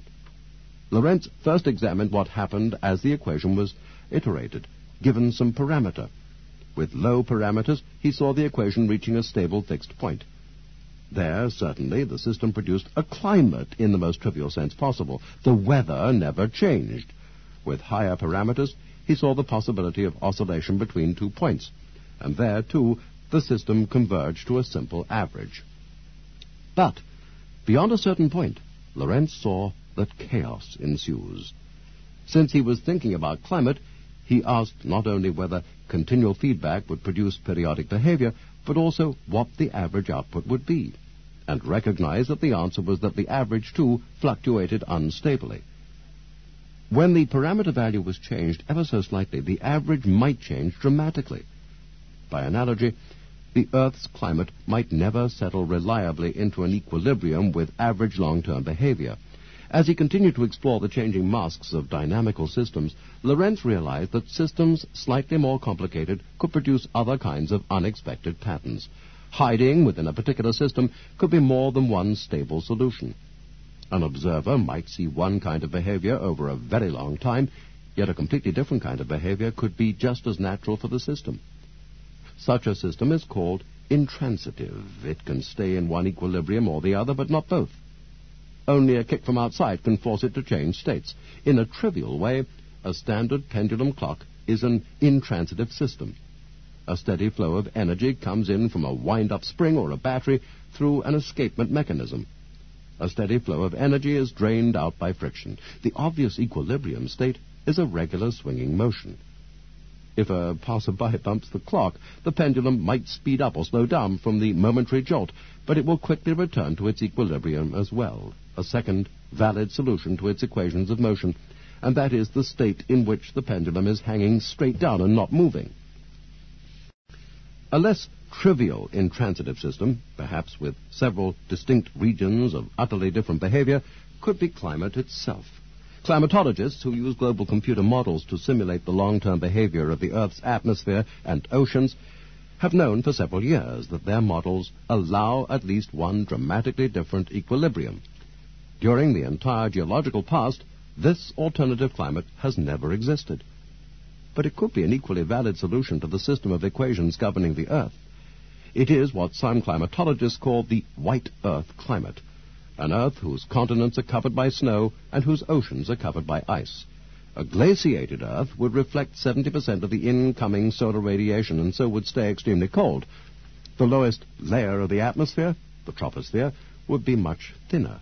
The storms that would blow across the frozen surface would be much smaller than the storms we know. In general, the climate would be less hospitable to life as we know it. Computer models have such a strong tendency to fall into the white Earth equilibrium that climatologists find themselves wondering why it has never come about. it may simply be a matter of chance. To push the Earth's climate into the glaciated state would require a huge kick from some external source. But Lorenz described yet another plausible kind of behavior called almost intransitivity. An almost intransitive system displays one sort of average behavior, still fluctuating within certain bounds. Then, for no reason whatsoever, it shifts into a different sort of behavior, still fluctuating, but producing a different average. The people who design computer models are aware of Lorenz's discovery, but they try at all costs to avoid almost intransitivity. It's too unpredictable. Their natural bias is to make models with a strong tendency to return to the equilibrium we measure every day on the real planet. Then, to explain large changes in climate, they look for external causes, changes in the Earth's orbit around the Sun, for example. Yet it takes no great imagination for a climatologist to see that almost intransitivity might well explain why the Earth's climate has drifted in and out of long ice ages at mysterious, irregular intervals. If so, no physical cause need be found for the timing. The ice ages may simply be a byproduct of chaos. The modern scientist nurses a certain nostalgia for the HP 65 handheld calculator. In the few years of its supremacy, this machine changed many scientists' working habits forever. For Feigenbaum, it was the bridge between pencil and paper and a style of working with computers that had not yet been conceived. He knew nothing of Lorenz, but in the summer of 1975, at a gathering in Aspen, Colorado, he heard Steve Smale talk about some of the mathematical qualities of the same quadratic difference equation. Smale seemed to think that there was some interesting open question about the exact point at which the mapping changes from periodic to chaotic. As always, Smale had a sharp instinct for questions worth exploring. Feigenbaum decided to look into it once more. With his calculator, he began to use a combination of analytic algebra and numerical exploration to piece together an understanding of the quadratic map, concentrating on the boundary region between order and chaos. Metaphorically, but only metaphorically, he knew that his region was like the mysterious boundary between smooth flow and turbulence in a fluid. En route to chaos in this region was a cascade of period doublings, the splitting of 2 cycles into 4 cycles into 8 cycles, and so on. These splittings made a fascinating pattern. They were the points at which a slight change in fecundity, for example, might lead a population of gypsy moths to change from a 4-year cycle to an 8-year cycle. Feigenbaum decided to begin by calculating the exact parameter values that produced the splittings. In the end, it was the slowness of the calculator that led him to a discovery that August. It took ages, minutes in fact, to calculate the exact parameter value of each period doubling. The higher up the chain he went, the longer it took. With a fast computer and with a printout, Feigenbaum might have observed no pattern. But he had to write the number down by hand, and then he had to think about them while he was waiting, and then, to save time, he had to guess where the next answer would be. Yet, all in an instant, he saw that he did not have to guess. There was an unexpected regularity hidden in the system. The numbers were converging toward the horizon in a perspective drawing. If you know how big to make any 2 telephone poles, you know all the rest. The ratio of the second to the first will also be the ratio of the third to the second, and so on. The period doublings were not just coming faster and faster, but they were coming faster and faster at a constant rate. Why should this be so? Ordinarily, the presence of geometric convergence suggests that something somewhere is repeating itself on different scales. But if there was a scaling pattern inside this equation, no one had ever seen it. Feigenbaum calculated the ratio of convergence to the finest precision possible on his machine, 3 decimal places, and came up with a number, 4.669. Did this particular ratio mean anything? Feigenbaum did what anyone would do who cared about numbers. He spent the rest of the day trying to fit the number to all the standard constants, pi and so forth. It was a variant of none. Feigenbaum knew what he had, because geometric convergence meant that something in this equation was scaling, and he knew that scaling was important. All of renormalization theory depended on it. In an apparently unruly system, scaling meant that some quality was being preserved while everything else changed. Some regularity lay beneath the turbulent surface of the equation, but where? It was hard to see what to do next. Summer turns rapidly to autumn in the rarefied Los Alamos air, and October had nearly ended when Feigenbaum was struck by an odd thought. He knew that Metropolis, Stein and Stein had looked at other equations as well, and had found that certain patterns carried over from one sort of function to another. The same combinations of R's and L's appeared, and they appeared in the same order. One function had involved the sign of a number, a twist that made Feigenbaum's carefully worked-out approach to the parabola equation irrelevant. He would have to start over. Calculating a trigonometry function made the process that much slower, and Feigenbaum wondered whether, as with the simpler version of the equation, he would be able to use a shortcut. Sure enough, scanning the numbers, he realized that they were again converging geometrically. It was simply a matter of calculating the convergence rate of this new equation. Again, his precision was limited, but he got a result to 3 decimal places, 4.669. It was the same number. Incredibly, this trigonometric function was not just displaying a consistent geometric regularity, it was displaying a regularity that was numerically identical to that of a much simpler function. No mathematical or physical theory existed to explain why two equations, so different in form and meaning, should lead to the same result. Feigenbaum called Paul Stein. Stein was not prepared to believe the coincidence on such scanty evidence. The precision was low after all. Nevertheless, Feigenbaum also called his parents in New Jersey to tell them that he'd stumbled across something profound.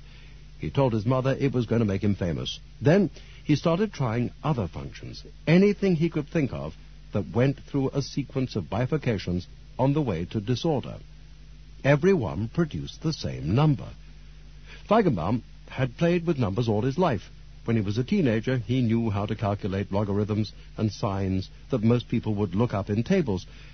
But he had never learned to use any computer bigger than his hand calculator, and in this he was typical of physicists and mathematicians who tended to disdain the mechanistic thinking that computer work implied. Now, though, it was time. He asked a colleague to teach him Fortran, and by the end of the day, for a variety of functions, he'd calculated his constant to 5 decimal places, 4.66920. That night, he read about double precision in the manual, and the next day he got as far as 4.669201690, enough precision to convince Stein. Feigenbaum wasn't quite sure that he convinced himself, though. He'd set out to look for regularity. That was what understanding mathematics meant. But he had also set out knowing that particular kinds of equations, just like particular physical systems, behave in special characteristic ways. These equations were simple after all. Feigenbaum understood the quadratic equation, he understood the sine equation, the mathematics was trivial. Yet something in the heart of these very different equations, repeating over and over again, created a single number. He'd stumbled upon something, perhaps just a curiosity, perhaps a new law of nature. Imagine that a prehistoric zoologist decides that some things are heavier than other things. They have some abstract quality he calls weight. And he wants to investigate this idea scientifically. He's never actually measured weight, but he thinks he has some understanding of the idea. He looks at big snakes and little snakes, big bears and little bears, and he guesses that the weight of these animals might have some relationship to their size. He builds a scale and starts weighing snakes. To his astonishment, every snake weighs the same. To his consternation, every bear weighs the same too. And to his further amazement, bears weigh the same as snakes. They all weigh 4.669201690. Clearly, weight is not what he supposed. The whole concept requires rethinking. Rolling streams, swinging pendulums, electronic oscillators, many physical systems went through a transition on the way to chaos, and those transitions had remained too complicated for analysis. These were all systems whose mechanics seemed perfectly well understood. Physicists knew all the right equations, yet moving from the equations to an understanding of global long-term behavior seemed impossible. Unfortunately, equations for fluids, even pendulums, were far more challenging than the simple one-dimensional logistic map. But Feigenbaum's discovery implied that those equations were beside the point. They were irrelevant. When order emerged, it suddenly seemed to have forgotten what the original equation was. Quadratic or trigonometric, the result was the same. The whole tradition of physics is that you isolate the mechanisms and all the rest flows, he said. That's completely falling apart. Here you know the right equations, but they're just not helpful. You add up all the microscopic pieces, and you find that you cannot extend them to the long term. They're not what's important in the problem. It completely changes what it means to know something. Although the connection between numerics and physics was faint, Feigenbaum had found evidence that he needed to work out a new way of calculating complex nonlinear problems. So far, all available techniques had depended on the details of the functions. If the function was a sine function, Feigenbaum's carefully worked out calculations were sine calculations. His discovery of universality meant that all those techniques would have to be thrown out. The regularity had nothing to do with sines. It had nothing to do with parabolas. It had nothing to do with particular function. But why? It was frustrating. Nature had pulled back a curtain for an instant and offered a glimpse of unexpected order. What else was behind the curtain?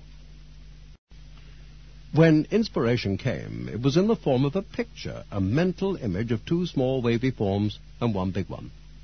That was all, a bright, sharp image, etched in his mind, no more perhaps than the visible top of a vast iceberg of mental processing that had taken place below the waterline of consciousness. It had to do with scaling, and it gave Feigenbaum the path he needed. Feigenbaum was carrying out a program in physics, and strange as it seemed, it was almost a kind of experimental physics. Numbers and functions were his object of study, instead of mesons and quarks. They had trajectories and orbits. He needed to inquire into their behavior. He needed, in a phrase that later became a cliché of the new science, to create intuition. His accelerator and his cloud chamber were the computer. Along with his theory, he was building a methodology. Ordinarily, a computer user would construct a problem, feed it in, and wait for the machine to calculate its solution. One problem, one solution. Feigenbaum and the chaos researchers who followed needed more. They needed to do what Lorenz had done, to create miniature universes and observe their evolution. Feigenbaum quickly discovered how ill-suited the computer facilities of Los Alamos were for the style of computing he wanted to develop. Despite enormous resources far greater than at most universities, Los Alamos had few terminals capable of displaying graphs and pictures, and those few were in the weapons division. Feigenbaum wanted to take numbers and plot them as points on a map.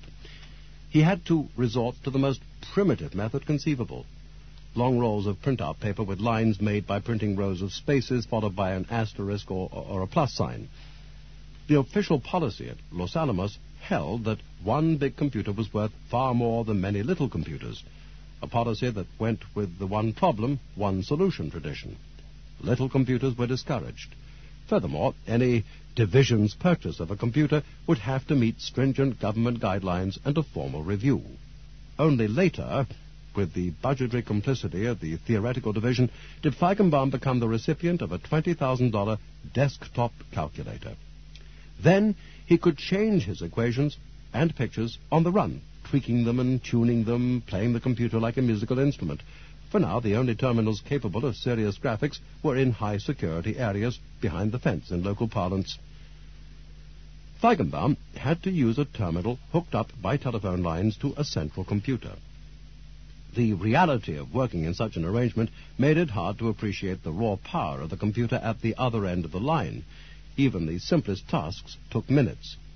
To edit a line of program meant pressing return and waiting while the terminal hummed incessantly, and the central computer played its electronic round-robin with other users across the laboratory.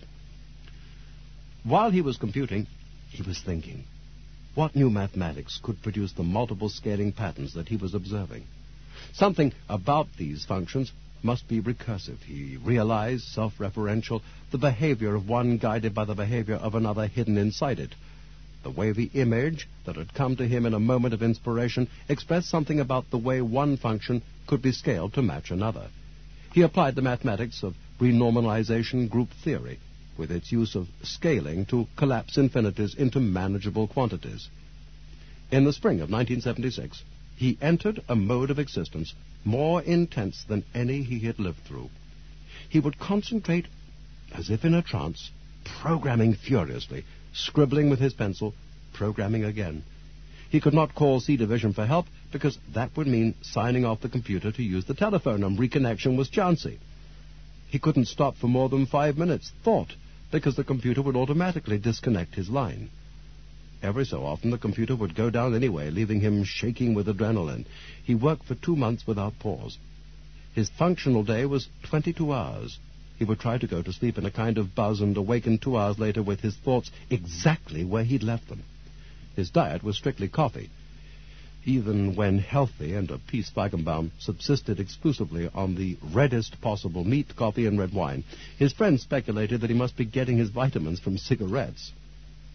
In the end, a doctor called it off. He prescribed a modest regimen of Valium and an enforced vacation.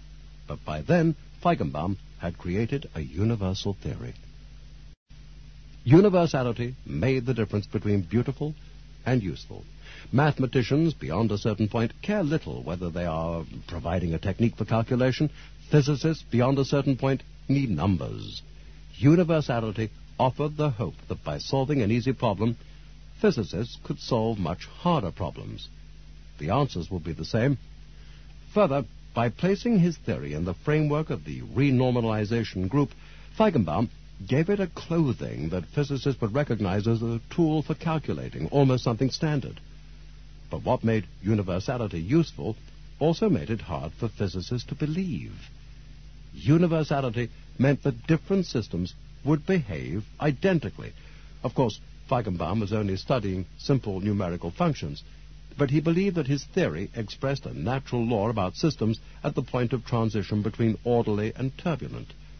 The physical implication was that real-world systems would behave in the same recognizable way, and that, furthermore, it would be measurably the same.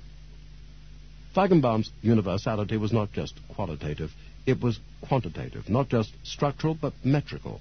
It extended not just to patterns, but to precise numbers. To a physicist, that strained credulity. Years later, Feigenbaum still kept in a desk drawer, where he could get at them quickly, his rejection letters. By then, he had all the recognition he needed. His Alamos work had won him prizes and awards that brought prestige and money, but it still rankled that editors at the top academic journals had deemed his work unfit for publication for 2 years after he began submitting it. The notion of a scientific breakthrough so original and unexpected that it cannot be published seems a slightly tarnished myth. Modern science, with its vast flow of information and its impartial system of peer review, is not supposed to be a matter of taste. One editor who sent back a Feigenbaum manuscript recognized years later that he'd rejected a paper that was a turning point for the field. Yet he still argued that the paper had been unsuited to his journal's audience of applied mathematicians. In the meantime, even without publication, Feigenbaum's breakthrough became a superheated piece of news in certain circles of mathematics and physics. The kernel of theory was disseminated the way most science is not disseminated, through lectures and preprints. Feigenbaum described his work at conferences, and requests for photocopies of his papers came in by the score, and then by the hundreds. A movement had begun, and the discovery of universality spurred it forward. In the summer of 1977, 2 physicists, Joseph Ford and Giulio Casati, organized the first conference on a science called chaos. It was held in a gracious villa in Como, Italy, a tiny city at the southern foot of the lake of the same name, a stunningly deep blue catch basin for the melting snow from the Italian Alps. 100 people came, mostly physicists, but also curious scientists from other fields. Mitch had seen universality and found out how it scaled and worked out a way of getting to chaos that was intuitively appealing, Ford said. It was the first time we had a clear model that everybody could understand. And it was one of those things whose time had come. In disciplines from astronomy to zoology, people were doing the same things, publishing in their narrow disciplinary journals, just totally unaware that the other people were around. They thought they were by themselves, and they were regarded as a bit eccentric in their own areas. They had exhausted the simple questions you could ask and begun to worry about phenomena that were a bit more complicated. And these people were just weepingly grateful to find out that everybody else was there too. Later, Feigenbaum lived in a bare space, a bed in one room, a computer in another, and in the third, 3 black electronic towers for playing his solidly Germanic record collection. His one experiment in home furnishing, the purchase of an expensive marble coffee table while he was in Italy, had ended in failure. He received a parcel of marble chips. Piles of papers and books lined the walls. He talked rapidly, his long hair, graying now, mixed with brown, sweeping back from his forehead. Something dramatic happened in the 20s. For no good reason, physicists stumbled upon an essentially correct description of the world around them, because the theory of quantum mechanics is in some sense essentially correct. It tells you how you can take dirt and make computers from it. It's the way we've learned to manipulate our universe. It's the way chemicals are made and plastics and whatnot. One knows how to compute with it. It's an extravagantly good theory, except at some level it doesn't make good sense. Some part of the imagery is missing. If you ask what the equations really mean and what is the description of the world according to this theory, it's not a description that entails your intuition of the world. You can't think of a particle moving as though it has a trajectory. You're not allowed to visualize it that way. If you start asking more and more subtle questions, what does this theory tell you the world looks like? In the end, it's so far out of normal, a normal way of picturing things, that you run into all sorts of conflicts. Now, maybe that's the way the world really is. But you don't really know that there isn't another way of assembling all this information that doesn't demand so radical a departure from the way in which you intuit things. There's a fundamental presumption in physics that the way you understand the world is that you keep isolating its ingredients until you understand the stuff that you think is truly fundamental. Then you presume that the other things you don't understand are details. The assumption is that there are a small number of principles that you can discern by looking at things in their pure state. This is the true analytic notion. And then somehow you put these together in more complicated ways when you want to solve more dirty problems if you can. As the collective knew well, most traditional instruction in physics glossed over nonlinearity. A few thought of nonlinearity as a creative force, yet it was nonlinearity that created the mysteriously beautiful patterns of strange attractors. Nonlinear was a word that you only encountered in the back of the book, Farmer says. A physics student would take a math course, and the last chapter will be on nonlinear equations. You would usually skip that. Shaw and his colleagues had to turn their raw enthusiasm into a scientific program. They had to ask questions that could be answered and that would be worth answering. They sought ways of connecting theory and experiment. There, they felt, was a gap that needed to be closed. Before they could even begin, they had to learn what was known and what was not. And this itself was a formidable challenge. They did not know it, but their problems were emblematic of the hurdles faced by pioneers in chaos of many widely separated institutions. A handful of researchers, often working alone, afraid to discuss their unorthodox ideas with their colleagues. The Santa Cruz students were hindered by the tendency of communication to travel piecemeal in science, particularly when a new subject jumps across the established subdisciplines. Often they had no idea whether they were on new or old territory, and indeed some of their work paralleled discoveries by Soviet mathematicians. They quickly realized that many sorts of questions could be asked about the possible behaviors of simple physical systems and the strange attractors that they produced. What are their characteristic shapes? What does the geometry reveal about the physics of the related physical systems? A physicist wants to make measurements. What was there in these elusive, moving images to measure? Shaw and the others tried to isolate the special qualities that made strange attractors so enchanting. Unpredictability was one. But where were the calipers to gauge such a quality? By now, the collective was meeting regularly in an outsized old Santa Cruz house not far from the beach. The house accumulated flea market furniture and computer equipment, much of which was devoted to the roulette problem. In their meetings, the physicists developed a working style, a routine of throwing out ideas and filtering them through some sieve of practicality, reading the literature, and conceiving papers of their own. Making a bridge from the strange attractors they knew so well to the experiments of classical physics, the young physicists had grown more comfortable with such ideas than had any of their older colleagues. By living with strange attractors day and night, they convinced themselves that they recognized them in the flapping, shaking, beating, swaying phenomena of everyday lives. They had a game they would play. They would ask, how far away is the nearest strange attractor? Was it that rattling automobile fender? That flag snapping erratically in a steady breeze? A fluttering leaf? You don't see something until you have the right metaphor to let you perceive it, Shaw said. Before long, his astrophysicist friend Burke was quite convinced that the speedometer in his car was rattling in the non-linear fashion of a strange attractor. And Shaw, settling on an experimental project that would occupy him for years to come, adopted, as homely a dynamical system as any physicist could imagine, a dripping faucet. As a generator of organization, the dripping faucet offers little to work with. But for a beginning investigator of chaos, the dripping faucet proved to have certain advantages. Everyone already has a mental picture of it. The data stream is as one-dimensional as could be, a rhythmic drumbeat of single points measured in time. None of these qualities could be found in systems that the Santa Cruz group explored later, the human immune system, for example, or the troublesome beam effect that was inexplicably degrading the performance of colliding particle beams at the Stanford Linear Accelerator Center to the north. In the dripping faucet, the single line of data is all there is. And it isn't even a continuously varying velocity or temperature, just a list of drip times. The drips can be regular, or, as anyone can discover by adjusting a kitchen faucet, they can turn irregular and seemingly unpredictable. Asked to organize an attack on such a system, a traditional physicist might begin by making as complete a physical model as possible. The processes governing the creation and breaking off of drips are understandable, if not quite so simple as they might seem.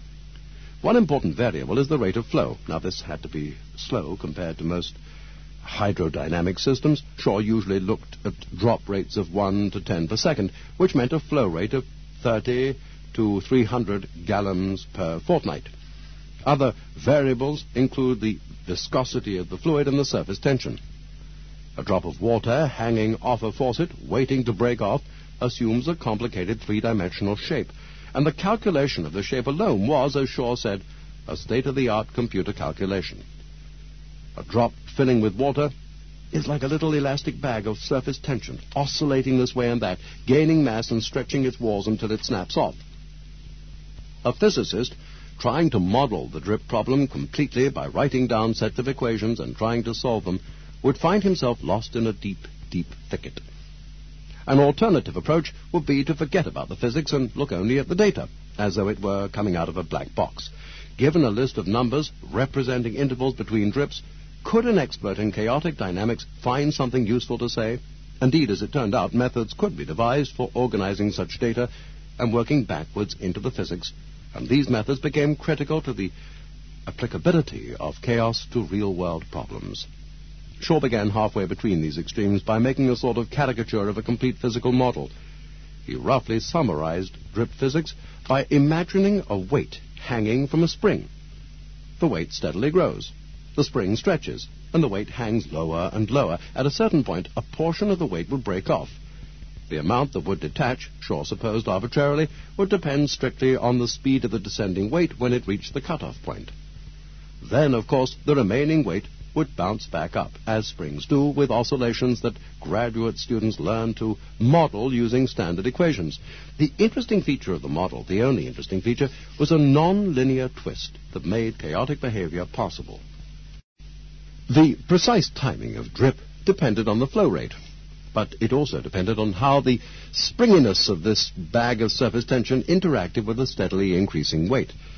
If a drop started off its life already moving downward, then it would break off sooner. If it happened to be on the rebound, it would be able to fill with a bit more water before it snaps.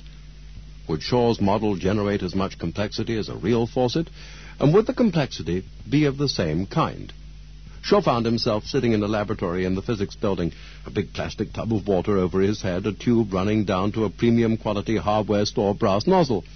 As each drop fell, it interrupted a light beam, and a microcomputer in the next room recorded the time. At the same time, Shaw had his equations up and running on the analog computer, producing a stream of imaginary data. One day, he performed some show and tell for the faculty, a pseudo-colloquium, as Crutchfield said, because graduate students were not permitted to give formal colloquiums. Shaw played a tape of a faucet making its drumbeat on a piece of tin, and he had his computer going click, click, click in a crisp syncopation, revealing patterns to the ear. His listeners could hear the deep structure in this seemingly disorderly system, but to go further, the group needed a way of taking raw data from any experiment and working backward to equations and strange attractors that characterized chaos. With a more complicated system, one variable could be plotted against another, relating changes in temperature or velocity to the passage of time. But the dripping faucet provided only a series of times, so Shaw tried a technique that may have been the Santa Cruz group's cleverest and most enduring practical contribution to the progress of chaos. It was a method of reconstructing an unseen strange attractor, and it could be applied to any series of data at all. For the dripping faucet data, Shaw made a graph in which the horizontal axis represented a time interval between a pair of drops, and the vertical axis represented the time interval between the next pair. If 150 milliseconds passed between drop 1 and drop 2, and then 150 milliseconds passed between drop 2 and drop 3, he'd plot a point at the position of 150, 150. That was all there was to it. If the dripping was regular, the graph would be suitably dull. Every point would land at the same place. The graph would be a single dot, or almost. Actually, the first difference between the computer dripping faucet and the real dripping faucet was that the real version was subject to noise and exceedingly sensitive. Shaw ended up doing most of his work at night, when foot traffic in the physics corridors was lightest. Noise meant that instead of the single dot predicted by theory, he would see a slightly fuzzy blob. Each member of the collective was taken aside from time to time for heart-to-heart talks. They were warned that even if somehow a way could be found to justify doctorates, no one will be able to help the students find jobs in a non-existent field. This may be a fad, the faculty would say, and then where will you be? Yet outside of the redwood shelter of the Santa Cruz Hills, chaos was creating its own scientific establishment, and the Dynamical Systems Collective had to join it. The turning point was a surprise appearance at a midwinter meeting in condensed matter physics in Laguna Beach in 1978. The collective was not invited, but it went nonetheless, bundling itself into Shaw's 1959 Ford ranch-style station wagon, an automobile known as the Cream Dream. Just in case, the group brought some equipment, including a huge television monitor and a videotape. When an invited speaker cancelled at the last minute, Shaw took his place. The timing was perfect. Chaos had attained the status of buzzword, but few of the physicists attending the conference knew what it meant. So Shaw began by explaining the different kinds of attractors, from ordinary to strange. First, steady states, where everything stops, then periodic cycles, where everything oscillates, then chaotic strange attractors, everything else. He demonstrated with his computer graphics on videotape. Audio-visual aids gave us an edge, he said. We could hypnotize them with flashing lights. He illuminated the Lorenz attractor and the dripping faucet. As the flow rate was increased, the system would go through a sudden change in character, a bifurcation. Now, drops would fall in pairs. One interval might be 150 milliseconds, and the next might be 80, so the graph would show two fuzzy blobs, one centered at 150 to 180, and the other at 80 to 150. The real test came when the pattern became chaotic. If it were truly random, points would be scattered all over the graph. But if strange attractors were hidden in the data, it might reveal itself as a coalescence of fuzziness into distinguishable structures. Often, 3 dimensions were necessary to see the structure, but that was no problem. The technique could easily be generalized to higher dimensional graph making. Instead of plotting each interval against the next, the scientist would plot each interval against the next but one. It was a trick, a gimmick. Ordinarily, a 3-dimensional graph required knowledge of 3 independent variables in a system. The trick gave 3 variables for the price of 1. It reflected the faith of these scientists that order was so deeply ingrained in apparent disorder that it would find a way of expressing itself even to experimenters who do not know which physical variables to measure. As Farmer says, when you think about a variable, the evolution of it must be influenced by whatever other variables it's interacting with. Their values must somehow be contained in the history of that thing. Somehow their mark must be there. In the case of Shaw's dripping faucet, the pictures illustrated the point. In 3 dimensions especially, the patterns emerged, resembling loopy trails of smoke left by an out-of-control skywriting plane. Shaw was able to match plots of the experimental data with data produced by his analog computer model, the main difference being that the real data was always fuzzier, smeared out by noise.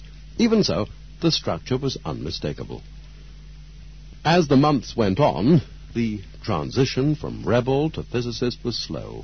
Every so often, sitting in a coffee house or working in their lab, one or another of the students would have to fight back amazement that their scientific fantasy had not ended. God, we're still doing this, and it still makes sense, as Jim Crutchfield would say. We're still here. How far is it going to go? Most of the physics faculty found itself in a difficult position. We had no advisor, nobody telling us what to do, said Shaw. We were in an adversary role for years, and it continues to this day. We were never funded at Santa Cruz. Every one of us worked for considerable periods of time without pay. And it was a shoestring operation the entire way with no intellectual or other guidance. The talk was a popular triumph, and in the audience were several members of the Santa Cruz faculty, seeing chaos for the first time through the eyes of their colleagues. The collective couldn't go on forever. The closer it came to the real world of science, the closer it came to unraveling. Its members began thinking about their individual futures, and they began collaborating with established physicists and mathematicians elsewhere. Having learned to look for strange attractors in flapping flags and rattling speedometers, the scientists made a point of finding the symptoms of chaos all through the current literature of physics. Peculiarities that had been dismissed as noise, surprising fluctuations, regularity mixing with irregularity, now began to be explained in the terms of the new science. By the time the collective departed, some in the Santa Cruz faculty had turned to chaos too. They were joining a movement. Chemists, ecologists, economists, climatologists all now find themselves trying to reconstruct strange attractors from crude data, just as Shaw had in his dripping faucet studies. Experts on finance use the techniques developed by the Santa Cruz group to sift through decades of daily stock market data, for example, seeking patterns they believe must be there. Many physiologists now believe that chaos provides a way of predicting and perhaps treating erratic rhythms in the processes that govern life, from breathing to heartbeats to brain function. It was in 1980 when Shaw finished his dissertation, 1981 for Farmer, 1982 for Packard. Crutchfield's appeared in 1983, typographical hodgepodge, interweaving typed pages with no less than 11 papers already published in the journals of physics and mathematics. Now he was studying video feedback loops. Farmer worked on fat fractals and modeled the dynamics of the human immune system. Packard explored spatial chaos and the formation of snowflakes. Only Shaw seemed reluctant to join the mainstream. Several times he came close to quitting science altogether. As his friend said, he was oscillating. 2 decades ago, Edward Lorenz was thinking about the atmosphere. Benoit Mandelbrot was an unknown IBM mathematician. Mitchell Feigenbaum, an undergraduate at the City College of New York. Doyne Farmer, a boy growing up in New Mexico. Most practicing scientists shared a set of beliefs about complexity. They held these beliefs so closely that they didn't need to put them into words. Only later did it become possible to say what these beliefs were and to bring them out for examination. Simple systems behave in simple ways. A mechanical contraption like a pendulum, a small electrical circuit, an idealized population of fish in a pond, as long as these systems could be reduced to a few perfectly understood, perfectly deterministic laws, their long-term behavior would be stable and predictable. Complex behavior implies complex cause. A mechanical device, an electrical circuit, a wildlife population, a fluid flow, a biological organ, a particle beam, an atmospheric storm, a national economy, a system that was visibly unstable, unpredictable, or out of control must either be governed by a multitude of independent components or subject to random external influences. Different systems behave differently.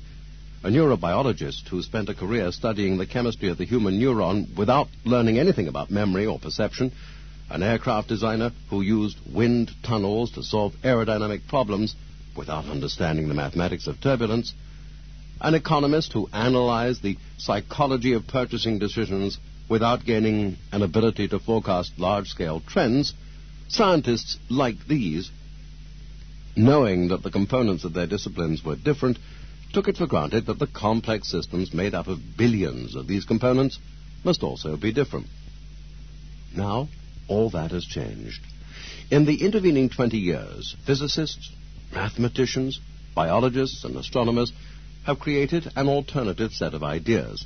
Simple systems give rise to complex behavior. Complex systems give rise to simple behavior. And most important, the laws of complexity hold universally, caring not at all for the details of a system's constituent atoms. For the mass of practicing scientists, particle physicists or neurologists or even mathematicians, the change did not matter immediately. They continued to work on research problems within their disciplines. But they were aware of something called chaos. They knew that some complex phenomena had been explained, and they knew that other phenomena suddenly seemed to need new explanations. A scientist studying chemical reactions in a laboratory or tracking insect populations in a 3-year field experiment or modeling ocean temperature variations couldn't respond in the traditional way to the presence of unexpected fluctuations or oscillations. That is, by ignoring them. For some, that meant trouble. On the other hand, pragmatically, they knew that money was available from the federal government and from corporate research facilities for this faintly mathematical kind of science. More and more of them realized that chaos offered a fresh way to proceed with old data, forgotten in desk drawers because they had proved too erratic. More and more felt the compartmentalization of science as an impediment to their work. More and more felt the futility of studying parts in isolation from the whole. For them, chaos was the end of the reductionist program in science. Uncomprehension, resistance, anger, acceptance. Those who had promoted chaos longest saw all of these. Joseph Ford of the Georgia Institute of Technology remembered lecturing to a thermodynamics group in the 1970s and mentioning that there was a chaotic behavior in the Duffing equation, a well-known textbook model for a simple oscillator subject to friction. To Ford, the presence of chaos in the Duffing equation was a curious fact, just one of those things he knew to be true, although several years passed before it was published in Physical Review letters.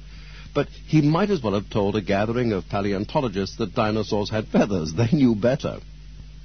When I said that, Jesus Christ, the audience began to bounce up and down. It was, my daddy played with the Duffing equation, or my granddaddy played with the Duffing equation, and nobody's seen anything like what you're talking about. You would really run across resistance to the notion that nature is complicated. What I didn't understand was the hostility. Comfortable in his Atlanta office, the winter sun setting outside, Ford sipped soda from oversized mugs with the word chaos painted in bright colors. His younger colleague, Ronald Fox, talked about his own conversion, soon after buying an Apple II computer for his son, at a time when no self-respecting physicist would buy such a thing for his work. Fox heard that Mitchell Feigenbaum had discovered universal laws guiding the behavior of feedback function, and he decided to write a short program that would let him see the behavior of the Apple display. He saw it all painted across the screen, pitchfork bifurcations, stable lines breaking in 2, then 4, then 8, the appearance of chaos itself, and within the chaos, the astonishing geometric regularity. In a couple of days you could redo all of Feigenbaum, Fox said. Self-teaching by computing persuaded him and others who might have doubted a written argument. Some scientists played with such programs for a while and then stopped. Others could not help but be changed. Fox was one of those who'd remained conscious of the limits of standard linear science. He knew he had habitually set the hard, non-linear programs and problems aside. In practice, a physicist would always end up saying, "This is a problem that's going to take me to the handbook of special functions, which is the last place I want to go, and I'm sure as hell not going to get on a machine and do it. I'm too sophisticated for that."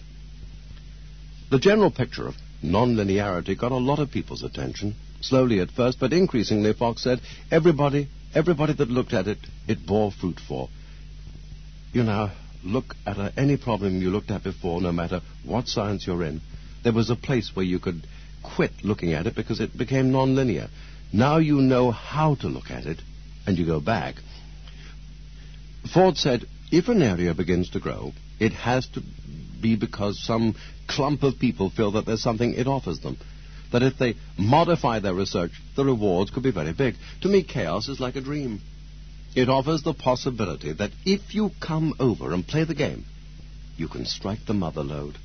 The journal Nature carried a running debate about whether the Earth's climate followed a strange attractor. Economists looked for recognizable strange attractors in stock market trends, but so far had not found them. Dynamicists hoped to use the tools of chaos to explain fully developed turbulence. Albert Lipshaver of the University of Chicago was turning his elegant experimental style to the service of turbulence, creating a liquid helium box thousands of times larger than his tiny cell of 1977. Whether such experiments, liberating fluid disorder in both space and time, would find simple attractors, no one knew.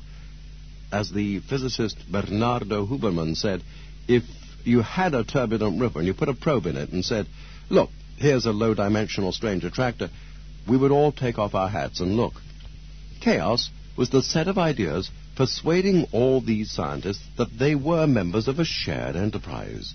Physicist or biologist or mathematician, they believed that simple, deterministic systems could breed complexity, that systems too complex for traditional mathematics could yet obey simple laws, and that whatever their particular field, their task was to understand complexity itself. Let us look again at the laws of thermodynamics, wrote James Lovelock, author of the Gaia hypothesis. It is true that at first sight they read like the notice at the gate of Dante's hell, but the second law is one piece of technical bad news from science that has established itself firmly in the non-scientific culture. Everything tends toward disorder. Any process that converts energy from one form to another must lose some as heat. Perfect efficiency is impossible. The universe is a one-way street. Entropy must always increase in the universe and in any hypothetical isolated system within it. However expressed, the second law is a rule from which there seems no appeal. In thermodynamics, that is true, but the second law has had a life of its own in intellectual realms far removed from science, taking the blame for disintegration of societies, economic decay, the breakdown of manners, and many other variations on the decadent theme. These secondary metaphorical incarnations of the second law now seem especially misguided. In our world, complexity flourishes, and those looking to science for a general understanding of nature's habits will be better served by the laws of chaos. Somehow, after all, as the universe ebbs towards its final equilibrium in the featureless heat bath of maximum entropy, it manages to create interesting structures. Thoughtful physicists concerned with the workings of thermodynamics realize how disturbing is the question of, as one put it, how a purposeless flow of energy can wash life and consciousness into the world. Compounding the trouble is the slippery notion of entropy, reasonably well defined for thermodynamic purposes in terms of heat and temperature, but devilishly hard to pin down as a measure of disorder. Physicists have trouble enough measuring the degree of order in water, forming crystalline structures in the transition to ice, energy bleeding away all the while.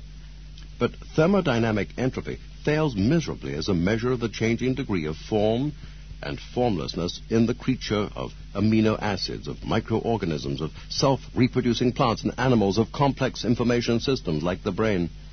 Certainly, these evolving islands of order must obey the second law. The important laws, the creative laws, lie elsewhere.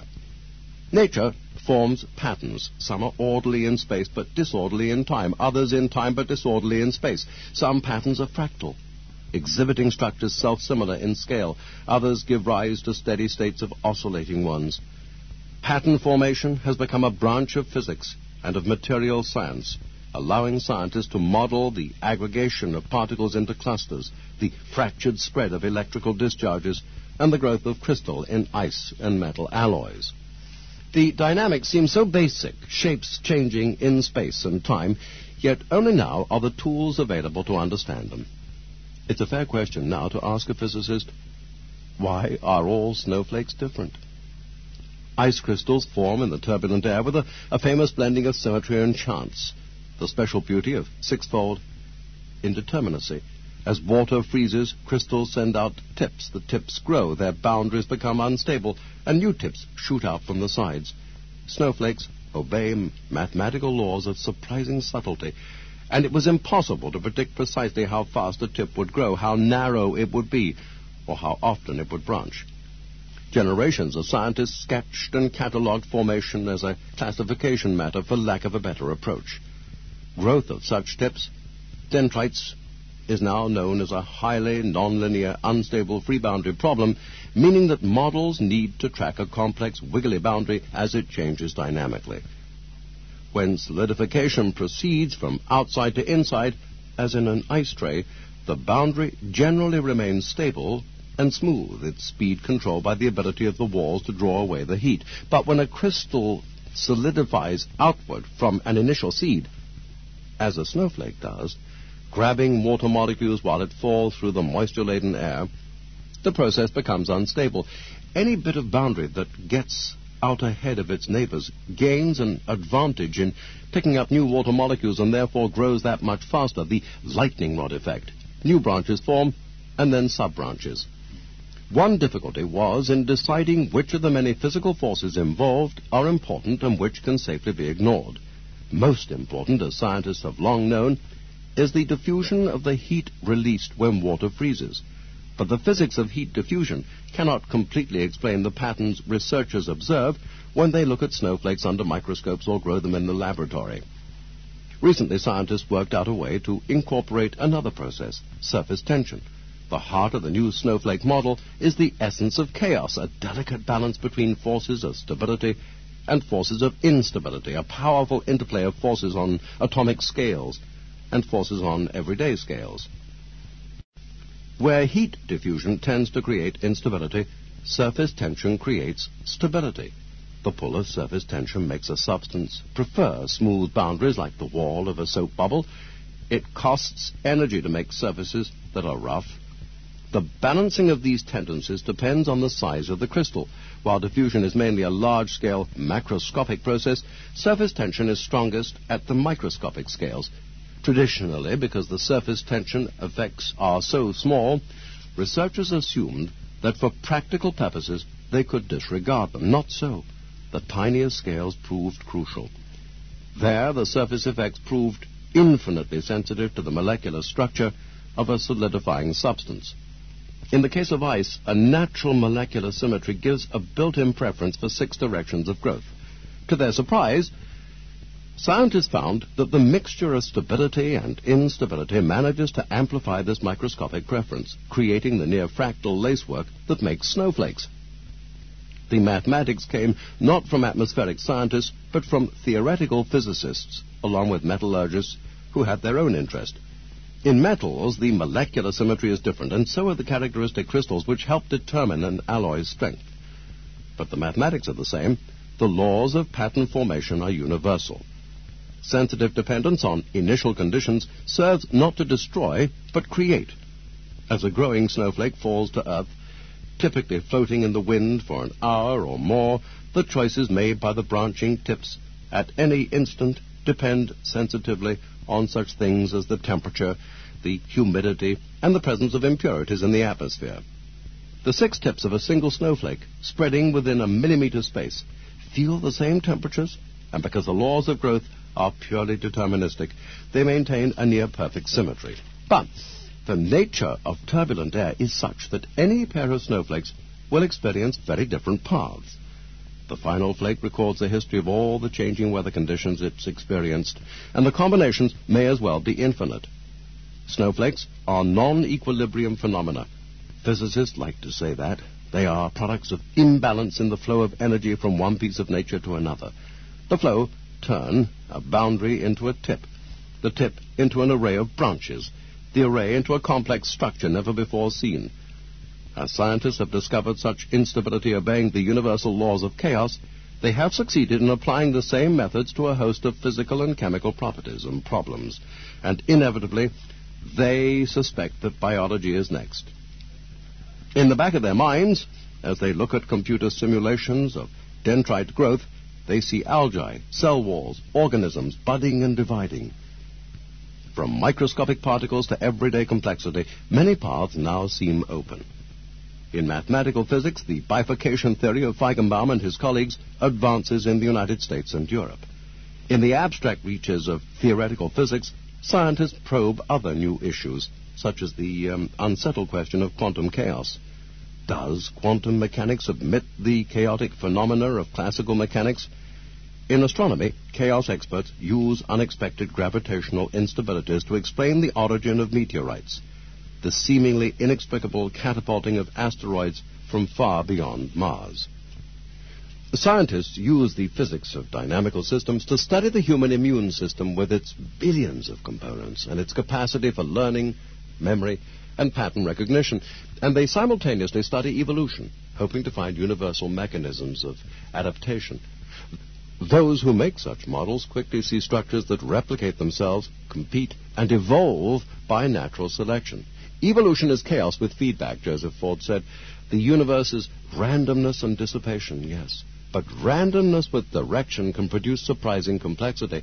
And as Lorenz discovered so long ago, dissipation is an agent of order. God plays dice with the universe, is Ford's answer to Einstein's famous question. But they're loaded dice. And the main objective of physics now is to find by what rules were they loaded, and how can we use them for our own ends. Such ideas help drive the collective enterprise of science forward. Still, no philosophy, no proof, no experiment ever seems quite enough to sway the individual researchers for whom science must first and always provide a way of working. In some laboratories, the traditional ways falter. Normal science goes astray. As Kuhn puts it, a piece of equipment fails to meet expectations. The profession can no longer evade anomalies. For any one scientist, the ideas of chaos could not prevail until the method of chaos became a necessity. Every field had its own examples. In ecology, there was William M. Schaffer, who trained as the last student of Robert MacArthur, the dean of the field in the 50s and 60s. MacArthur built a conception of nature that gave a firm footing to the idea of natural balance. His models supposed that equilibriums would exist and the populations of plants and animals would remain close to them.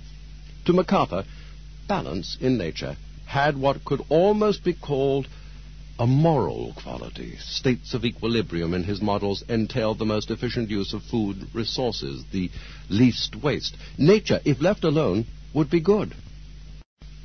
2 decades later, MacArthur's last student found himself realizing that ecology based on a sense of equilibrium seems doomed to fail. The traditional models are betrayed by their linear bias. Nature is more complicated. Instead, he sees chaos both exhilarating and a bit threatening. Chaos may undermine ecology's most enduring assumptions, he tells his colleagues. What passes for fundamental concepts in ecology is as mist before the fury of the storm. In this case, a full nonlinear storm. Schaffer is using strange attractors to explore the epidemiology of childhood diseases such as measles and chickenpox. He's collected data, first from New York City and Baltimore, then from Aberdeen, Scotland, and all England and Wales. He's made a dynamical model resembling a damped-driven pendulum. The diseases are driven each year by the infectious spread among children returning to school and damped by natural resistance. Schaffer's model predicts strikingly different behavior for these diseases. Chickenpox should vary periodically. Measles should vary chaotically. As it happens, the data show exactly what Schaffer predicts. To a traditional epidemiologist, the yearly variations in measles seemed inexplicable, random and noisy. Schaffer, using the techniques of phase space reconstruction, shows that measles follow a strange attractor with a fractal dimension of about 2.5. Schaffer computed Lyapunov exponents and made Poincare maps. More to the point, Schaffer said, if you look at the pictures, it jumps out at you, and you say, my God, this is the same thing. Although the attractor is chaotic, some predictability becomes possible in light of the deterministic nature of the model. A year of high measles infection will be followed by a crash. After a year of medium infection, the level will change only slightly. A year of low infection produces the greatest unpredictability. Schaffer's model also predicted the consequences of damping the dynamics by mass inoculation programs, consequences that could not be predicted by standard epidemiology. On the collective scale and on the personal scale, the ideas of chaos advance in different ways and for different reasons. For Schaffer, as for many others, the transition from traditional science to chaos came unexpectedly. At first, he thought the mathematical ideas were unrealistic for the kinds of systems a practicing ecologist would study. These were one-dimensional maps, he thought. What bearing could they have on continuously changing systems? So a colleague said, read Lorenz. He wrote the reference on a slip of paper and never bothered to pursue it. Years later, Schaffer lived in the desert outside of Tucson, Arizona, and summers found him in the Santa Catalina Mountains just to the north, islands of chaparral, merely hot when the desert floor is roasting. Amid the thickets in June and July, after the spring blooming season and before the summer rain, Schaffer and his graduate students tracked bees and flowers of different species. This ecological system was easy to measure despite all its year-to-year variation. Schaffer counted the bees on every stalk, measured the pollen by draining flowers with pipettes, and analyzed the data mathematically. Bumblebees competed with honeybees, and honeybees competed with carpenter bees, and Schaffer made a convincing model to explain the fluctuations in population. By 1980, he knew that something was wrong. His model broke down. As it happened, the key player was a species that he'd overlooked, ants. Some colleagues suspected unusual winter weather, others unusual summer weather. Schaffer considered complicating his model by adding more variables, but he was deeply frustrated. Word was out among the graduate students that summer at 5,000 feet with Schaffer was hard at work, and then everything changed. He happened upon a preprint about chemical chaos in a complicated laboratory experiment, and he felt that the authors had experienced exactly his problem, the impossibility of monitoring dozens of fluctuating reaction products in a vessel matched that impossibility of monitoring dozens of species in the Arizona mountains. Yet they had succeeded where he had failed. He read about reconstructing phase space. He finally read Lorenz and others. The University of Arizona sponsored a lecture series on order in chaos. When an experimenter explained chemical chaos, displaying a transparency of a strange attractor, and said, "That's real data," a chill ran up Schaffer's spine. "All of a sudden, I knew that was my destiny," Schaffer said. He had a sabbatical year coming. He withdrew his application for National Science Foundation money and applied for a Guggenheim Fellowship. Up in the mountains, he knew the ants changed with the season. Bees hovered and darted in a dynamical buzz. Clouds skidded across the sky. He couldn't work the old way anymore. Copyright 1989 by Dove Books on Tape Incorporated.